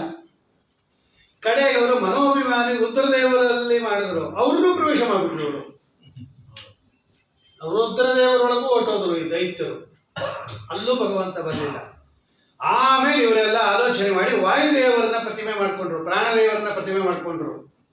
ಈ ಪ್ರಾಣ ಪ್ರತಿಮಾದಲ್ಲಿ ಭಗವಂತನನ್ನ ಆರಾಧನೆ ಮಾಡೋಣ ಅಂತ ವ್ಯವಸ್ಥೆ ಮಾಡಿಕೊಂಡ್ರು. ಇಲ್ಲೂ ಬಂದ್ರು ದೈತ್ಯರು, ಈ ಪ್ರಾಣದೇವರನ್ನ ಪ್ರವೇಶ ಮಾಡಿಬಿಟ್ಟು ಆ ಪ್ರತಿಮಾವನ್ನ ಅಶುಚಿ ಮಾಡೋಣ ಅಂತ ಬಂದ್ರು. ಏನಾಯ್ತು ಆವಾಗ? ಅವ್ರ ಒಳಗಡೆ ಪ್ರವೇಶ ಮಾಡಬೇಕು ಅಂತ ಹೋದಾಗ ಹೇಗೆ ಬಂಡೆಯ ಮೇಲೆ ಮಣ್ಣಿನ ಹೆಂಟೆಯನ್ನ ಹೊಡೆದರೆ ಚೂರ್ ಚೂರ್ ಆಗತ್ತೆ, ಯಾವುದು? ಮಣ್ಣಿನ ಹೆಂಟೆ. ಹಂಗೆ ಚೂರ್ ಚೂರ್ ಆಗುವುದ್ರು ದೈತ್ಯರು. ಅದಕ್ಕೆ ಇವರಿಗೆ ಆಕಣಾಶ್ಮ ಸಮ ಅಂತ ಕರೀತಾರೆ. ಒಂದು ದೊಡ್ಡ ಬಂಡೆ ಮೇಲೆ ಮಣ್ಣಿನ ಹೆಂಟೆಯನ್ನು ತಗೊಂಡು ಎತ್ತಿ ಅಪ್ಪಳಿಸಿದ್ರೆ ಮಣ್ಣಿನ ಹೆಂಟೆ ಹೇಗೆ ಚೂರು ಚೂರಾಗುತ್ತೆ ಹೊರತು ಹೆಬ್ಬಂಡೆಗೆ ಏನೂ ಆಗೋದಿಲ್ವೋ ಹಾಗೆ ದೈತ್ಯರೆಲ್ಲ ಚೂರ್ಣೀಕೃತ ಬಹು ಅಂತ ಉಪನಿಷತ್ ಹೇಳುತ್ತೆ. ವಾದಿರಾಜ ಸ್ವಾಮಿಗಳು ಸೇರಿಸಿದ್ದಾರೆ ಸರಸ್ವಾತಿ ವಿಲಾಸದಲ್ಲಿ. ಆಗ ಅವರಿಗೆಲ್ಲ ಖುಷಿ ಆಗುತ್ತಂತೆ. ನೋಡಿ, ಅಲ್ಲಿ ಬರಲಿಲ್ಲ, ಪ್ರತಿಮಾ ಅಶುಚಿ ಆಗಲಿಲ್ಲ. ಅಂತಹ ಅಶುಚಿ ಆಗದೇ ಇರತಕ್ಕಂತಹ ಪ್ರತಿಮಾದಲ್ಲಿ ಭಗವಂತ ಸನ್ನಿಹಿತನಾಗಬಿಟ್ಟ. ಅಲ್ಲಿ ಭಗವಂತನನ್ನು ಉಪಾಸನೆ ಮಾಡಿ ಅವನ ಅನುಗ್ರಹದಿಂದ ಬೇಕಾದಷ್ಟು ಬಲವನ್ನು ಸಂಪಾದನೆ ಮಾಡಿ ದೈತ್ಯರ ಜೊತೆಯಲ್ಲಿ ಯುದ್ಧಾಡಿದ್ರು, ಗೆದ್ರು ಅಂತಿದೆ ಅಲ್ಲಿ. ಅದಕ್ಕೆ ಜ್ಞಾನಿಗಳೆಲ್ಲ ಏನು ಮಾಡ್ತಾರೆ? ವಾಯುದೇವರ ಪ್ರತೀಕದಲ್ಲಿ ಭಗವಂತನನ್ನ ಆರಾಧನೆ ಮಾಡಬೇಕು. ಮಧ್ವಾಚಾರ್ಯಾಣ ಹೃದ್ಗಮಲ ಮಧ್ಯನಿವಾಸಿ ಅನಂತ ಕಲ್ಯಾಣ ಗುಣಪರಿಪೂರ್ಣ ಕ್ಷೀರಾಬ್ಧಿಶಾಹಿ ಭಾರತೀಯ ರಮಣ ಮುಖ್ಯ ಪ್ರಾಣಾಂತರ್ಗತ ವಿಸ್ತೃತ ಕಥೆ. ಅದಕ್ಕೆ ನಾವು ಹೇಳೋದು ಅಷ್ಟು ಹೇಳಬೇಕು. ಇಲ್ಲೇ ಇದ್ರೆ ಬೇರೆ ಪ್ರತಿಮಾದಲ್ಲೆಲ್ಲ ಇವ್ರು ಬಂದ್ಬಿಡ್ತಾರೆ, ಎಲ್ಲ ಬಂದ್ಬಿಡ್ತಾರೆ. ಇವರು ಆ ಪೂಜೆಯಿಂದ ಹೋಗದೇ ಇರೋಂಗೆ ಮಾಡಿಬಿಡ್ತಾರೆ ಅವರು. ಅದಕ್ಕೆ ಹೇಳ್ತಾರೆ ಪರಿಸರ ಪದ್ಧತಿ. ಅದಕ್ಕೆ ಭಗವಂತನಿಗೆ ಪರಿಸರ ಪದ್ಧತಿ ಅಂತ ಹೆಸರು. ಅಂತಹ ಪರಿಸರ ಪದ್ಧತಿ ಇರತಕ್ಕಂತಹ ಸ್ವಾಮಿಯನ್ನ ಈ ಋಷಿಗಳೆಲ್ಲ ಅವರವರ ಯೋಗ್ಯತಾನುಸಾರವಾಗಿ ಒಳ್ಳೆ ಉತ್ಕೃಷ್ಟವಾಗಿರ್ತಕ್ಕಂತಹ ರೀತಿಯಲ್ಲಿ ಅವರು ಉಪಾಸನೆ ಮಾಡುತ್ತಾರೆ. ಅಂತಹ ಉಪಾಸನಾದಿಂದ ಏನು ಉತ್ಕೃಷ್ಟವಾಗಿರ್ತಕ್ಕಂಥದ್ದು ಅವರೇನು ಮಾಡ್ತಾರೆ? ಅವರು ತಮ್ಮ ತಮ್ಮ ಶರೀರಗಳಲ್ಲಿ, ಅವರ ಶರೀರದಲ್ಲೇ, ಅದಕ್ಕೆ ಅವರೆಲ್ಲ ಅಂತರುಪಾಸಕರು ಅಂತ ಕರೀತಾರೆ. ಅವರೆಲ್ಲ ಒಳಗಡೆ ಇರೋ ಭಗವಂತನನ್ನೇ ಉಪಾಸನೆ ಮಾಡ್ತಾರೆ ಅವರು. ಹೀಗೆ ತಮ್ಮ ಶರೀರದಲ್ಲಿ ಉದರದಲ್ಲೋ ಹೃದಯದಲ್ಲೋ ಅಥವಾ ಶಿರದಲ್ಲಿ ಇರತಕ್ಕಂತಹ ಭಗವಂತನ ಉಪಾಸನೆಯನ್ನ ಮಾಡಿ ಅವನ ಅನುಗ್ರಹವನ್ನು ಸಂಪಾದಿಸಿ ಅವನ ಲೋಕಕ್ಕೆ ಹೋಗೋದ್ರಿಂದ, ಅವನನ್ನು ಹೊಂದೋದ್ರಿಂದ ಅವರು ಮತ್ತೆ ನ ಕೃತಾಂತಂ, ಯಮನ ಮುಖಕ್ಕೆ ಅರ್ಥಾತ್ ನರಕಕ್ಕೆ ಅಥವಾ ಈ ಸಂಸಾರ ಕೂಪಕ್ಕೆ ಅವರು ಮತ್ತೆ ಬರೋದಿಲ್ಲ. ತಸ್ಮಾತ್ ನೀವು ಕೂಡ ನಿಮ್ಮ ನಿಮ್ಮ ಯೋಗ್ಯತಾನುಸಾರವಾಗಿ ಬಾಹ್ಯೋಪಾಸಕರೋ, ಆಂತರೋಪಾಸಕರೋ, ಏಕಗುಣೋಪಾಸಕರೋ, ಚತುರ್ಗುಣೋಪಾಸಕರೋ, ನಿಮ್ಮ ನಿಮ್ಮ ಯೋಗ್ಯತಾನುಸಾರವಾಗಿ ಗುರುಪದೇಶ ಮಾರ್ಗದಿಂದ ಭಗವಂತನನ್ನ ಉಪಾಸನೆ ಮಾಡಿದರೆ ಆಗ ನೀವು ಕೂಡ ಈ ಮೃತ್ಯುವಿನ ದವಡೆಯಿಂದ ಬಿಡಿಸಿಕೊಳ್ಳಬಹುದು ಅನ್ನತಕ್ಕಂತಹ ತತ್ವವನ್ನ ಶ್ರುತಿಗೀತ ನಮಗೆ ಇಂಡೈರೆಕ್ಟ್ ಆಗಿ ತಿಳಿಸ್ತಾ ಇದೆ. ಪುರಾಣವನ್ನು ಕೇಳೋದು, ಪುರಾಣವನ್ನು ಅರ್ಥ ಮಾಡ್ಕೊಳ್ಳೋದು ಹೆಂಗೆ ಅಂತ ಶ್ರೀಮದ್ ಆಚಾರ್ಯರು ಅನುವ್ಯಾಖ್ಯಾನದಲ್ಲಿ ತೋರಿಸ್ತಾರೆ. ಅದು ಯಾವ ರೀತಿ ಅದನ್ನು ಯೋಜನೆ ಮಾಡಿದ್ದಾರೆ ಪುರಾಣವನ್ನು ಅಂದರೆ, ಅದು ಎಂದೋ ಆಗೋಗಿರೋ ಕಥೆ ಅಂತ ತಿಳ್ಕೊಂಬಿಡ್ಬೇಡ್ರಿ. ಅವ್ರು ಹಂಗೆ ಮಾಡಿದ್ರಂತೆ ಉದ್ಧಾರ ಆದ್ರಂತೆ, ಇವ್ರು ಹಿಂಗೆ ಮಾಡಿದ್ರಂತೆ ನರಕಕ್ಕೆ ಹೋದ್ರಂತೆ, ಅದೇನು ನಮಗೆ ಸಂಬಂಧ ಇಲ್ಲ ಅಂತ ತಿಳ್ಕೊಂಬಿಡ್ಬಾರ್ದು. ಅದು ಅವರಿಬ್ಬರು ಮಾತ್ರ ಸಂಬಂಧಪಟ್ಟದ್ದು ಅಂತಲ್ಲ. ಎಲ್ಲಿ ಪರಮಾತ್ಮನನ್ನ ಆರಾಧನೆ ಮಾಡಿ ಅವನನ್ನ ಅನುಗ್ರಹವನ್ನು ಸಂಪಾದನೆ ಮಾಡಿ ಉದ್ಧಾರ ಆದ್ರೋ ನೀನು ಆ ಮಾರ್ಗವನ್ನ ಹಿಡಿ. ಎಲ್ಲಿ ಭಗವಂತನಿಗೆ ವಿರುದ್ಧವಾಗಿ ಭಗವಂತನಿಂದ ವಿಮುಖರಾಗಿ ಅಂಧತಮಸ್ಬೋದ್ರೋ ಅದನ್ನ ಬಿಟ್ಟುಬಿಡು ಅಂತ ನಮಗೆ ಅದು ಉಪದೇಶ. ಶ್ರೀಮದ್ ಆಚಾರ್ಯ ಬರೀತಾರೆ ಅಲ್ಲಿ. ಈ ಕೃಷ್ಣ ಸಂಧ್ಯಾವಂದನೆ ಮಾಡ್ದ, ನಾವೇನು ಮಾಡಬೇಕು ಅಂತ ಕೇಳಬಾರ್ದು, ನೀನು ಮಾಡಬೇಕು. ಕೃಷ್ಣ ಸಂಧ್ಯಾವನೆ ಮಾಡಿದ್ರೆ ನಾವೇನು ಮಾಡಬೇಕು? ಅವನು ಮಾಡ್ಕೊಂಡ ಆಯ್ತು, ಹಂಗಲ್ಲ. ಅವನು ತೋರಿಸ್ತಾ ಇದ್ದಾನೆ. ಮೊನ್ನೆ ಹೇಳಿಲ್ವ ನಾನು, ಯದ್ಯದ್ ಆಚರತಿ ಶ್ರೇಷ್ಠ ತತ್ತದೇವೇತರೋ ಜನಃ ಸಯತ್ ಪ್ರಮಾಣಂ ಕುರುತೆ ಲೋಕಸ್ತದನು ವರ್ತತೆ. ದುರ್ಗಾದೇವಿ ಅದನ್ನೇ ಹೇಳಿದ್ದವಳು. ಅನುಚರೇ ನಿಗಮಃ ಅನುಚರತಯಾನುಚರೇ ನಿಗಮಃ. ಅದಕ್ಕೆ ಭಗವಂತ ತೋರಿಸೋದು, ನಾ ಮಾಡಿದ್ದೀನಿ, ನೀವು ಮಾಡ್ರಿ, ನಾನು ನಿಮಗೆ ಮಾರ್ಗದರ್ಶನ ಮಾಡ್ತಾ ಇದ್ದೀನಿ, ಹಿಂಗೆ ಮಾಡಿದ್ರೆ ನಾನು ಸಿಗ್ತೀನಿ, ಮಾಡ್ರಿ ಅಂತ ಹೇಳಿ ಗೋದಾನ ಮಾಡಿದ್ದಾಗಲಿ, ಸಂಧ್ಯಾವಂದನೆ ಮಾಡಿದ್ದಾಗಲಿ, ಗುರುಸೇವಾ ಮಾಡಿದ್ದಾಗಲಿ, ಗುರು ಕಾಣಿಕೆ ತಂದುಕೊಟ್ಟಿದ್ದಾಗಲಿ, ಎಂದೋ ಸತ್ತೋಗಿರ್ತಕ್ಕಂತಹ ಗುರುಪುತ್ರನನ್ನ ಗುರುದಕ್ಷಿಣೆ ತಂದುಕೊಟ್ಟು ಭಗವಂತ ಎಲ್ಲ ಲೋಕಕ್ಕೆ ತೋರಿಸಿದ. ಅದನ್ನೇ ಇಲ್ಲಿ ಹೇಳ್ತಾರೆ ಪರಿಸರ ಪದ್ಧತಿ. ಅದರಿಂದ ವಾಯುದೇವರನ್ನ ಬಿಟ್ಟರೆ ಯಾರಿಗೂ ಸಾಧನೆ ಇಲ್ಲ ರೀ. ಯಾರ್ಯಾರಿಗೂ ಸಾಧನೆ ಆಗಲ್ಲ. ಯಾಕಂದರೆ ಭಗವಂತ ವಾಯುದೇವರನ್ನ ಮುಂದಿಟ್ಕೊಂಡೇ ಎಲ್ಲ ಅನುಗ್ರಹ ಮಾಡೋದು. ಇವ್ರು ರೆಕಮೆಂಡ್ ಮಾಡಿ ಕಳಿಸ್ಬೇಕು. ತೊದಲೀನಂ ದೀನಂ ದೂನಂ ಅನಾಥಂ ಶರಣಾಗತಂ ಏನ ಉದ್ಧರ ಇತಿ ವಿಜ್ಞಾಪನ ಕರ್ತೃಣಾಂ ಅಂತ ಬರೀತಾರೆ ಮಂತ್ರಾಲಯ ಪ್ರಭುಗಳು. ಅವ್ರು ವಿಜ್ಞಾಪನೆ ಮಾಡಿದ್ರೆ ಇವರು ತಗೋಬೋದು. ಅವ್ರ ರೆಕಮೆಂಡೇಶನ್ ಮಾಡೋ ತನಕ ಭಗವಂತ ಸೈನ್ ಹಾಕ್ಸ್ಕೊಂಬ ಅಂತ ಹೇಳ್ತಾನೆ ವಾಯುದೇವರ ಹತ್ರ. ವಾಯುದೇವರ ಸೈನ್ ಹಾಕಿ ಕಳಿಸ್ಬಿಟ್ರು ಅಂದ್ರೆ ಅವನ್ ಮುಂದೆ ನೋಡೋದೇ ಇಲ್ಲ. ಎಂಥ ಸುಂದರ ಮತದಲ್ಲಿ ಇದೀವಿ ನಾವು ಅಂತ ಹೇಳಿದ್ರೆ, ಸ್ವಲ್ಪ ಸಾಧನೆ ಮಾಡಿದ್ರು ಸಾಕು, ನಮ್ಮ ವಾಯುದೇವರು ಸೈನ್ ಹಾಕ್ಬಿಡ್ತಾರಂತೆ. ಅಂತ ಕಡೆ ಬಂದು ಏನು ಮಾಡ್ಕೊಳ್ಳಿಲ್ವಲ್ಲ ಅನ್ನೋದೇ ಒಂದು ಕೊರಗು ನಮಗೆ. ಎಲ್ಲರಿಗೂ ಇರಬೇಕು ಈ ಕೊರಗು. ಯಾಕೆಂದರೆ ಮತ್ತೆ ತಿರ್ಗಾ ಈ ಜನ್ಮದಲ್ಲಿ ಬರಲ್ಲ. ನಾವು ಬಂದೇ ಬರ್ತೀವಿ ಅಂತ ನಿಯಮ ಇಲ್ಲ. ಬಂದರೆ ಬರ್ಬೋದು, ಇಲ್ಲೇ ಇಲ್ಲ, ಗ್ಯಾರಂಟಿ ಇಲ್ಲ, ಗ್ಯಾರಂಟಿ ಇಲ್ಲ. ನರಜನ್ಮ ಬಾಹುವುದೇ ಕಷ್ಟ, ಅದನ್ನು ಅರಿತು ನೋಡಲು ವಿಪ್ರತ್ವ ಶ್ರೇಷ್ಠ. ಮರುತನ ಮತ ಪೊಂದುವುದೇ ಉತ್ಕೃಷ್ಟ. ಮರಳಿ ಬಾಹೋದೆ ದುರ್ಗಟ, ಕೇಳದವು ಮರ್ಕಟ, ಎಚ್ಚೆತ್ತು ಇರೋ ಕಂಡವನವೇ. ವಿಜಯದಾಸರು ಮಾತು. ಮರಳಿ ಬಾಹುವುದು ದುರ್ಗಟ ಅಂತಾರೆ, ವಿಜಯದಾಸರು ಹೇಳ್ತಾರೆ. ಮತ್ತೆ ಮತ್ತೆ ಹಂಗೆಲ್ಲ ಬರೋದಿಲ್ಲ, ಬಂದಾಗ ಮಾಡ್ಕೊ. ಈ ಲೋಕದಲ್ಲಿ ಹೇಳ್ತಾರೆ ನೋಡಿ, ನಿಮ್ಮ ಕಡೆಯವರು ಮಿನಿಸ್ಟ್ರ್ ಇದ್ದಾಗ ಅವ್ರಿಗೆ ಹೇಳಿ ಎಲ್ಲ ಮಾಡಿಸ್ಕೊಂಡ್ರಿ, ತಿರ್ಗಾ ಅವ್ರು ಎಲೆಕ್ಟ್ ಆಗೋದು ಡೌಟು, ಮಾಡಿಕೊಡೋದು ಡೌಟು. ಹಂಗೆ ನಾವು ಮತ್ತೆ ಮತ್ತೆ ಇಲ್ಲೇ ಬರ್ತೀವಿ ಅಂತ ನಿಯಮ ಇಲ್ಲ. ಈಗ ಬಂದ್ಬಿಟ್ಟಿದ್ದೀವಿ ನಾವೆಲ್ಲ, ಹೆಮ್ಮೆಯಿಂದ ಹೇಳ್ಕೋಬೇಕಂತವ್ರು. ಹನುಮನ ಮನೆಯವರು ನಾವೆಲ್ಲರೂ, ಹನುಮನ ಮನೆಯವರು. ಅನುಮಾನ ಪಡದೆಲೆ ಸ್ಥಳವ ಕೊಡಿರಿ ಯಮಗೆ, ಹನುಮನ ಮನೆಯವರು. ಪ್ರಸಂತಿರ್ತರು ಹೇಳ್ತಾರೆ, ಇವ್ರು ಹೋದ್ರು, ಇವರೆಲ್ಲ ನಾವೆಲ್ಲ ಹಂಗಾರ ಅಷ್ಟೇ ಹಚ್ಕೊಂಡು ಹೋದ್ವಿ ವೈಕುಂಠಕ್ಕೆ. ಆ ವೈಕುಂಠದಲ್ಲಿ ಇವ್ರನ್ನ ಒಳಗೆ ಬಿಡಬೇಕೋ ಬಿಡಬಾರ್ದು ಅಂತ ಅವ್ರಿಗೆ ಇದು ವಿವಾದ. ಅವ್ರು ಸ್ವಲ್ಪ ಡೌಟ್ ಮಾಡ್ತಾ ಇದ್ದಾರೆ, ಇವ್ನು ಒಳಗೆ ಕಳಿಸ್ಬೋದೋ ಇಲ್ವೋ ಅಂತ. ಇವರು ಕಾದು ಕಾದು ಕಾದು ನೋಡಿದ್ರು, ಅವರು ಯಾಕೆ ನಿಮ್ಮನ್ನು ಒಳಗೆ ಬಿಡಕ್ಕೆ ಒದ್ದಾಡ್ತಾ ಇದ್ದೀರಾ ನೀವು, ಬಿಡ್ರಿ ನಮ್ಮನ್ನ ಒಳಗೆ ಅಂದ್ರು. ಯಾರು ನೀವು ಅಂದ್ರು, ಹನುಮನ ಮನೆಯವರು ನಾವೆಲ್ಲರೂ, ಹನುಮನ ಮನೆಯವರು. ನಾವೆಲ್ಲ ಅವ್ರ ಕಡೆಯಿಂದ ಬಂದವ್ರಿ, ಒಳಗೆ ಬಿಟ್ಟು ನಿಮ್ಗೆ free pass, free left turn ಅಂತ ಇರುತ್ತಲ್ಲ, ಹಂಗೆ ಯಾವಾಗ ಬೇಕಂದ್ರೆ ಹೋಗೋದು ನಾವು. ಅವ್ರು ನೋಡಿದ್ರು, ಸುಮ್ಮನೆ ಹನುಮನ ಮನೆಯವರು ಅಂತ ಹೇಳಿಬಿಟ್ರೆ ಬಿಟ್ಬಿಡೋಕ್ಕಾಗತ್ತಾ? ಏನಾರ ಐಡೆಂಟಿಫಿಕೇಶನ್ ಇದೆಯಾ ಅಂತ ಕೇಳಿದ್ರು. ಐಡೆಂಟಿಟಿ ಕಾರ್ಡ್ ತಂದಿದ್ದೀರಾ? ಇದ್ರೆ ತೋರಿಸ್ಬೋದು. ಅದಕ್ಕೆ ನಾವು ಹೇಳ್ತಾ ಇರೋದು, ಐಡೆಂಟಿಟಿ ಕಾರ್ಡ್ ಇಟ್ಕೊಳ್ರಿ. ಏನು ಐಡೆಂಟಿಟಿ ಕಾರ್ಡು? ಊರ್ಧ್ವ ಪುಂಡ್ರವ ನೋಡಿ ಮೊದಲು ಹಂಚ್ಕೋಬೇಕಲ್ಲ. ಇವ್ ನಾಯಿ ಹಣೆ ಮಾಡ್ಕೊಂಡು ಹೋಗಿದ್ರೆ ಯಾರು ಸೇರಿಸ್ತಾರೆ ಇವನ್ನ? ನಾನೆಲ್ಲ ಬೈದಿರೋದು, ವ್ಯಾಸರಾಜರ ದೇವರನಾಮ ಇದೆ, ಯಾರ ಹಣೆಯಲ್ಲಿ ಊರ್ಧ್ವ ಪುಂಡ್ರ ಇಲ್ಲ, ನಾಯಿ ನೆಕ್ಕಿದ ಹಣೆ ಅಂತಾರವರು. ಊರ್ಧ್ವ ಪುಂಡ್ರವ ನೋಡಿ, ಫಸ್ಟ್ ಹಣೆಯಲ್ಲಿ ಲಾಂಛನ ಇರ್ಬೇಕ್ರಿ. ನೋಡ್ರಿ, ನಾವು ಊರ್ಧ್ವ ಪುಂಡ್ರ ಹಚ್ಕೊಂಡಿದ್ದೀವಿ, ನಾವೆಲ್ಲ ಹನುಮಂತ ದೇವರ ಮನೆಯವರು, ಬಿಡ್ರಿ ಒಳಗಡೆ ಅಂದ್ರು ಅವರು. ಅವ್ರು ಹೇಳಿದ್ರು, ಅಯ್ಯೋ ₹1 ಕೊಟ್ರೆ ಒಂದು ಗೋಪ್ ಕೊಟ್ಬಿಡ್ತಾರಪ್ಪ, ಯಾರು ಬೇಕಾದ್ರೆ ಹಚ್ಕೊಂಡ್ಬಿಡ್ತಾರೆ. ಹಂಗಂತ ನೀವು ಹನುಮನ ಮನೆಯವರು ಅಂದ್ರೆ ನಾಟಕದಲ್ಲೆಲ್ಲ ಹಚ್ಕೊಂಡಿರಲ್ವಾ, ಸಿನಿಮಾದಲ್ಲೆಲ್ಲ ಹಚ್ಕೊಂಡಿರಲ್ವಾ? ಸುಮ್ಮನೆ ಊರ್ಧ್ವ ಪುಂಡ್ರ ಹಚ್ಕೊಂಡ್ಬಿಟ್ಟಿದೀವಿ ಅಂದ್ರೆ ಬಿಟ್ಬಿಡಕ್ಕಾಗತ್ತಾ ಅಂದ್ರು. ಇವ್ರು ಹೇಳಿದ್ರು, ಶ್ರದ್ಧೆ ಭಕೂತಿ ನೋಡಿ, ಬರೀ ಹಣೆಗೆ ಹಚ್ಕೊಂಡಿಲ್ಲ ರೇ, ನಮ್ಮ ಶ್ರದ್ಧೆ ನೋಡ್ರಿ, ನಮ್ಮ ದೀಕ್ಷಾ ನೋಡ್ರಿ, ನಮ್ಮ ಭಕ್ತಿ ನೋಡ್ರಿ. ಹೃದ್ಗತವಾದೆಮ್ಮ ತತ್ವಗಳನ್ನೇ ನೋಡಿ. ಬೇಡಪ್ಪ, ಬರೀ ಹಣೆ ಇಟ್ಕೊಂಡು ಏನು ಒಳಗೆ ಬಿಡಬೇಡ್ರಿ, ಒಳಗಡೆ ಮತ್ವ ತತ್ವವನ್ನ ಇಟ್ಕೊಂಡಿದೀವಿ ನೋಡ್ರಿ ಅಂದ್ರು ಅವರು. ಏನು ಅಂತ ಕೇಳಿದ್ರು ಅವರು. ಏನು ಇಟ್ಕೊಂಡಿದ್ಯಾ ತೋರಿಸು, ಏನು ಹೇಳಪ್ಪ ಸ್ವಲ್ಪ. ಸುಮ್ಮನೆ ಓದಿದ್ದೀನಿ ಅಂದ್ಬಿಟ್ಟು ಏನು ಓದಿದ್ದೀನಿ ಅಂದರೆ ಗೊತ್ತಿಲ್ಲ ಅಂದ್ಬಿಟ್ಟು ಅವ್ರು ಹೇಳಿದ್ರು, ಇದ್ದದ ನಿಲ್ಲೆಂಬ ಅಬದ್ಧ ನುಡಿವಾರಲ್ಲ, ಸತ್ಯವಾದ ಜಗತ್ತನ್ನ ಮಿಥ್ಯಾ ಅಂತ ಹೇಳಲ್ಲ ನಾವು ಅಂತಾರೆ ಅವರು. ಇದ್ದದ ನಿಲ್ಲೆಂಬ ಅಬದ್ಧ ನುಡಿವಾರಲ್ಲ. ಯಾರು ಹೇಳ್ಬಿಟ್ರು ನಿಮಗೆ? ಮಧ್ವ ಮುನಿಯೋ ನಮ್ಮ ತಿದ್ದಿರುವುದ ನೋಡಿ, ಹನುಮನ ಮನೆಯವರು ನಾವೆಲ್ಲರೂ, ಹನುಮನ ಮನೆಯವರು. ಇನ್ನೇನ ಗೊತ್ತಾ ನಿಮಗೆ? ಗೊತ್ತು ಅಂದ್ರು. ಏನು?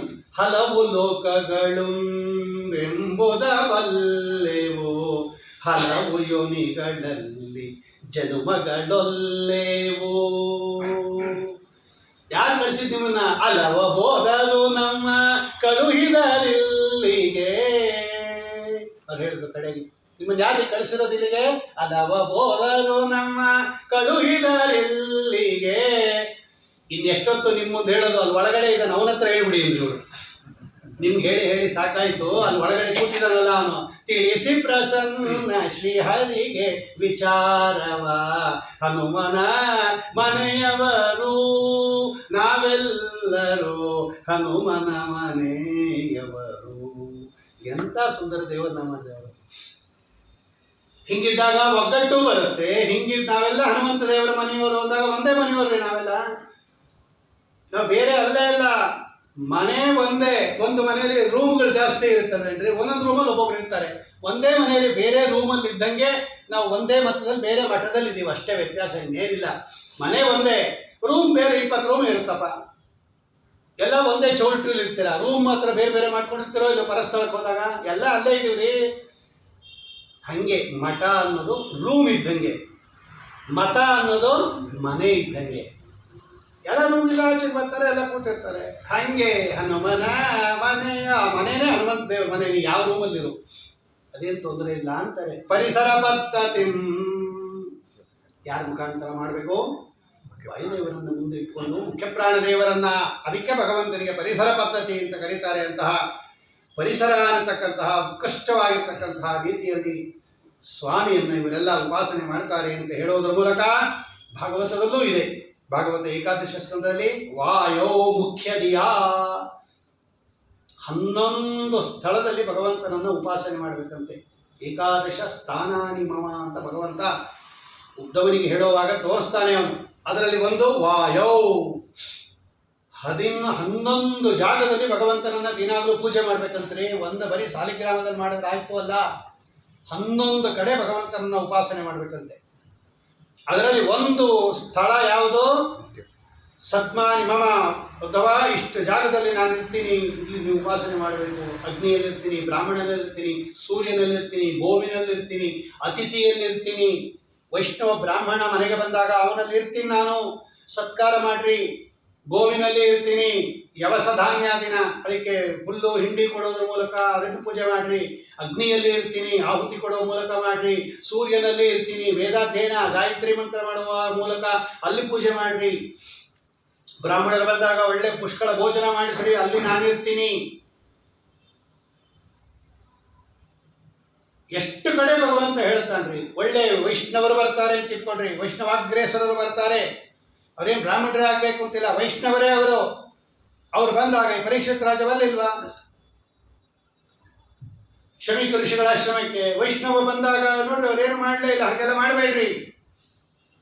ವೈಷ್ಣವ ನೀರಿನಲ್ಲಿ ನಾನಿರ್ತೀನಿ, ಆಕಾಶದಲ್ಲಿ ನಾನಿರ್ತೀನಿ, ಹೃದಯಾಕಾಶದಲ್ಲಿ ನಾನಿರ್ತೀನಿ, ವಾಯುದೇವರಲ್ಲಿ ನಾನಿದ್ದೀನಿ ಇಂದ ಭಗವಂತ. ವಾಯೋ ಮುಖ್ಯದಿಯ. ಆಮೇಲೆ ಸ್ಥಳ ಸಕಲ ಜೀವರಾಶಿಗಳ ಹೃದಯದಲ್ಲೂ ನಾನಿರ್ತೀನಿ, ಅದೂ ಪೂಜೆ ಮಾಡ್ರಿ ಇಂದ ಭಗವಂತ. ಗೊತ್ತಾಯ್ತಲ್ಲ? ಈ ಅನುಸಂಧಾನ ಮಾಡಿಬಿಟ್ರೆ ಯಾರ್ಯಾರ ಜೊತೆ ಜಗಳ ಆಡೋಂಗೆ ಇಲ್ಲ ನಾವು. ಪ್ರತಿಯೊಬ್ಬರ ಹೃದಯ ಇದೆಯಲ್ಲ, ಅಲ್ಲಿ ಭಗವಂತ ಇರ್ತಾನೆ. ಅದೂ ನಮಗೆ ಪೂಜಾ ಸ್ಥಳ. ಅವ್ರು ನಮಗಿಂತ ಉತ್ತಮರಾಗಿದ್ದರೆ ಅಧಿಷ್ಠಾನಕ್ಕೂ ಹೋಗುತ್ತೆ, ಒಳಗಡೆಯವರೆಗೂ ಹೋಗುತ್ತೆ. ಅವ್ರು ಅಧಮರಾಗಿದ್ದರೆ ಬರೀ ಒಳಗಡೆಯವರೆಗೂ ಹೋಗುತ್ತೆ. ಒಟ್ಟಿನಲ್ಲಿ ಅವನ ಹೃದಯದಲ್ಲೂ ಪೂಜೆ ಮಾಡಬೇಕು. ಯಾರಾದರೂ ಒಬ್ಬ ವ್ಯಕ್ತಿ ಬಂದರೆ ಅವನ್ನೆಲ್ಲ ನೋಡೋದು, ಅವನ ಒಳಗಡೆ ಭಗವಂತ ಇದ್ದಾನೆ ಅಂತ ಚಿಂತನೆ ಮಾಡಿ ಪೂಜೆ ಮಾಡುವಂತಾರೆ ಭಗವಂತ. ಸರ್ವಭೂತಾನಿ ಪದ ಸ್ಥಳಾನಿ ಪೂಜಾ ಸ್ಥಳಾನಿ ಮೇ ಉದ್ದವ. ಅದರಲ್ಲಿ ವಾಯೋ, ವಾಯುದೇವರು ಒಂದು ಪ್ರತಿಮಾ. ಏನಂತ ಚಿಂತನೆ ಮಾಡ್ಬೇಕು ಸ್ವಾಮಿ? ಮುಖ್ಯಧಿಯ ವಾಯೋ ಒಂದ. ಏನು ಮುಖ್ಯಧಿಯ? ಅವ್ರ ವ್ಯಾಖ್ಯಾನಕಾರರು ಬರೀತಾರೆ ಜೀವೋತ್ತಮತ್ವೇನ ಅಂತ ಬರೀತಾರೆ. ಅಂದರೆ ವಾಯುದೇವರನ್ನ ಜೀವೋತ್ತಮ ಅಂತ ತಿಳ್ಕೊಂಡು ಅದರೊಳಗೆ ಇರತಕ್ಕಂಥ ನನ್ನನ್ನು ಸರ್ವೋತ್ತಮ ಅಂತ ತಿಳ್ಕೊಂಡು ಉಪಾಸನೆ ಮಾಡ್ರಿ. ಆ ವ್ಯಾಖ್ಯಾನ ಇದೆ ಕೆಳಗಡೆ. ಸುಧೀಂದ್ರ ತೀರ್ಥರ ವ್ಯಾಖ್ಯಾನ ಇದೆ. ರಾಯನ ಗುರುಗಳು ಏಕಾದಶ ಸ್ಕಂದಕ್ಕೆ ಒಂದು ವ್ಯಾಖ್ಯಾನ ಬರೆದಿದ್ದಾರೆ. ಅವರು ಬರೀತಾರೆ ಮಹಾನುಭಾವರು, ವಾಯೋ ಮುಖ್ಯದಿಯಾ, ಮುಖ್ಯ ಪ್ರಾಣದೇವರನ್ನ ಜೀವೋತ್ತಮ ಅಂತ ತಿಳ್ಕೊಳ್ರಿ. ಅದರೊಳಗಡೆ ನಾನಿದ್ದೀನಿ, ಸರ್ವೋತ್ತಮನಾಗಿರ್ತಕ್ಕಂಥ ಭಗವಂತ ನಾನಿದ್ದೀನಿ ಅಂತ ತಿಳ್ಕೊಂಡು ಅಲ್ಲಿ ಒಂದು ಪೂಜಾ ಸ್ಥಳ ಅದು ನಿಮಗೆ. ಹಾಗಾಗಿ ಅಲ್ಲೂ ನೀವು ನಮ್ಮನ್ನು ಪೂಜೆ ಮಾಡಬೇಕು. ಆದರೆ ಪೂಜೆ ಮಾಡೋ ರೀತಿ ಬೇರೆ ಬೇರೆ ಇರುತ್ತೆ ಅಷ್ಟೆ. ಎಲ್ಲೆಲ್ಲಿ ಹೆಂಗೆ ಪೂಜೆ ಮಾಡಬೇಕು ಆ ವಿಧಿವಿಧಾನಗಳು ಬೇರೆ ಇರುತ್ತೆ ಹೊರತು ಪೂಜೆ ಅಂತೂ ಕಂಪಲ್ಸರಿ ಅಂತ ಭಗವಂತ ಇಷ್ಟೆಲ್ಲ ನಿರೂಪಣೆ ಮಾಡಿಕೊಡ್ತಾ ಇದ್ದಾನೆ ಅಂತ ಹೇಳಿ, ಆ ಒಂದು ಯಾವುದು ಉತ್ಕೃಷ್ಟವಾಗಿರ್ತಕ್ಕಂತಹ ಐತರೇಯ ಉಪನಿಷತ್ತಲ್ಲಿದೆ ಇದೆಲ್ಲ. ಐತರೇಯ ಉಪನಿಷತ್ತಿನಲ್ಲಿ ಇದೆಲ್ಲ ಇದೆ. ಆ ಶರ್ಕರಾಕ್ಷ, ಆರುಣಿ ಮೊದಲಾಗಿರ್ತಕ್ಕಂಥವ್ರು ಹೆಂಗೆ ಉಪಾಸನೆ ಮಾಡ್ತಾರೆ ಅಂತ ಅದನ್ನು ಸಂಗ್ರಹ ಮಾಡಿ ಶ್ರೀಮದ್ ಆಚಾರ್ಯರ ಆ ಉತ್ಕೃಷ್ಟವಾಗಿರ್ತಕ್ಕಂಥ ಭಾಗವತ ತಾತ್ಪರ್ಯದಲ್ಲಿ ಅದನ್ನು ತೋರಿಸ್ತಾರೆ. ಆಮೇಲೆ ಮುಂದಿಂದು ಕಮಟಶ್ರುತಿ ಅಂತ ಇದು. ಈ ಕಮಟಶ್ರುತಿಯಲ್ಲಿರ್ತಕ್ಕಂತಹ ಒಂದು ವೇದದ ಮಂತ್ರವನ್ನು ಸಂಗ್ರಹ ಮಾಡಿ ತೋರಿಸ್ತಾರೆ ಅವರು. ಸ್ವಕೃತ ವಿಚಿತ್ರ ಯೋನಿಷು ವಿಷನ್ನಿವ ಹೇತುತಯ ಭರತಮತಶ್ಚಕಾಸ್ತ್ವನಲವತ್ ಸ್ವಕೃತಾನುಕೃತಿ.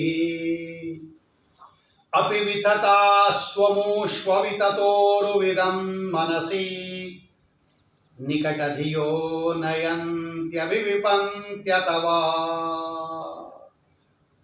ಇನ್ನು ಹೇಗಿದ್ದಾನೆ ಭಗವಂತ?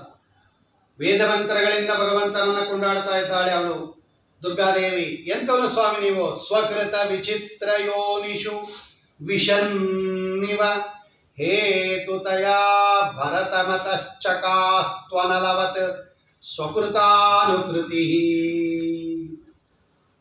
ಎಲ್ಲಿದ್ದಾನೆ ಭಗವಂತ? ಸ್ವಕೃತ ವಿಚಿತ್ರ ಯೋನಿಷು, ನೀನೇ ನಿರ್ಮಾಣ ಮಾಡಿರ್ತಕ್ಕಂತಹ, ನೀನೇ ನಿರ್ಮಾಣ ಮಾಡಿ, ಸ್ವಕೃತ ಅಂದರೆ ನೀನೇ ನಿರ್ಮಾಣ ಮಾಡಿರ್ತಕ್ಕಂಥದ್ದು, ನೀನೇ ನಿರ್ಮಾಣ ಮಾಡಿರ್ತಕ್ಕಂತಹ ಚಿತ್ರ ವಿಚಿತ್ರವಾಗಿರ್ತಕ್ಕಂತಹ ದೇವತೆಗಳು, ಗಂಧರ್ವರು, ಕಿನ್ನರರು, ಕಿಂಪುರುಷರು, ಯಕ್ಷರು, ಮನುಷ್ಯರು, ಋಷಿಗಳು, ಪಿತೃಗಳು, ಎಷ್ಟೆಷ್ಟು ವಿಧವಾಗಿರ್ತಕ್ಕಂತಹ ಜೀವರಾಶಿಗಳನ್ನು ನೀನೇನು ಶರೀರವನ್ನು ನಿರ್ಮಾಣ ಮಾಡಿದ್ಯಾ, ನೀನೇ ನಿರ್ಮಾಣ ಮಾಡಿರ್ತಕ್ಕಂತಹ ಶರೀರದಲ್ಲಿ ನೀನಿರ್ತೀಯ, ನೀನೇ ಇದೆಯಾ, ನೀನೇ ನಿರ್ಮಾಣ ಮಾಡಿರ್ತಕ್ಕಂತಹ ಜೀವರಾಶಿಗಳಿಗೆ ಉತ್ಪತ್ತಿ ಅಂದ್ರೇನು? ಶರೀರ ಉತ್ಪತ್ತಿ. ಶರೀರ ಉತ್ಪತ್ತಿನೇ ಉತ್ಪತ್ತಿ. ಜೀವರಾಶಿಗಳೆಲ್ಲ ನಿತ್ಯ. ಅಜೋ ನಿತ್ಯ ಶಾಶ್ವತೋಯಂ ಪುರಾಣೋ ನಹನ್ಯತೆ ಹನ್ಯಮಾನೇಪಿ ದೇಹೇ. ಜೀವನಿತ್ಯ, ಶರೀರ ಅನಿತ್ಯ.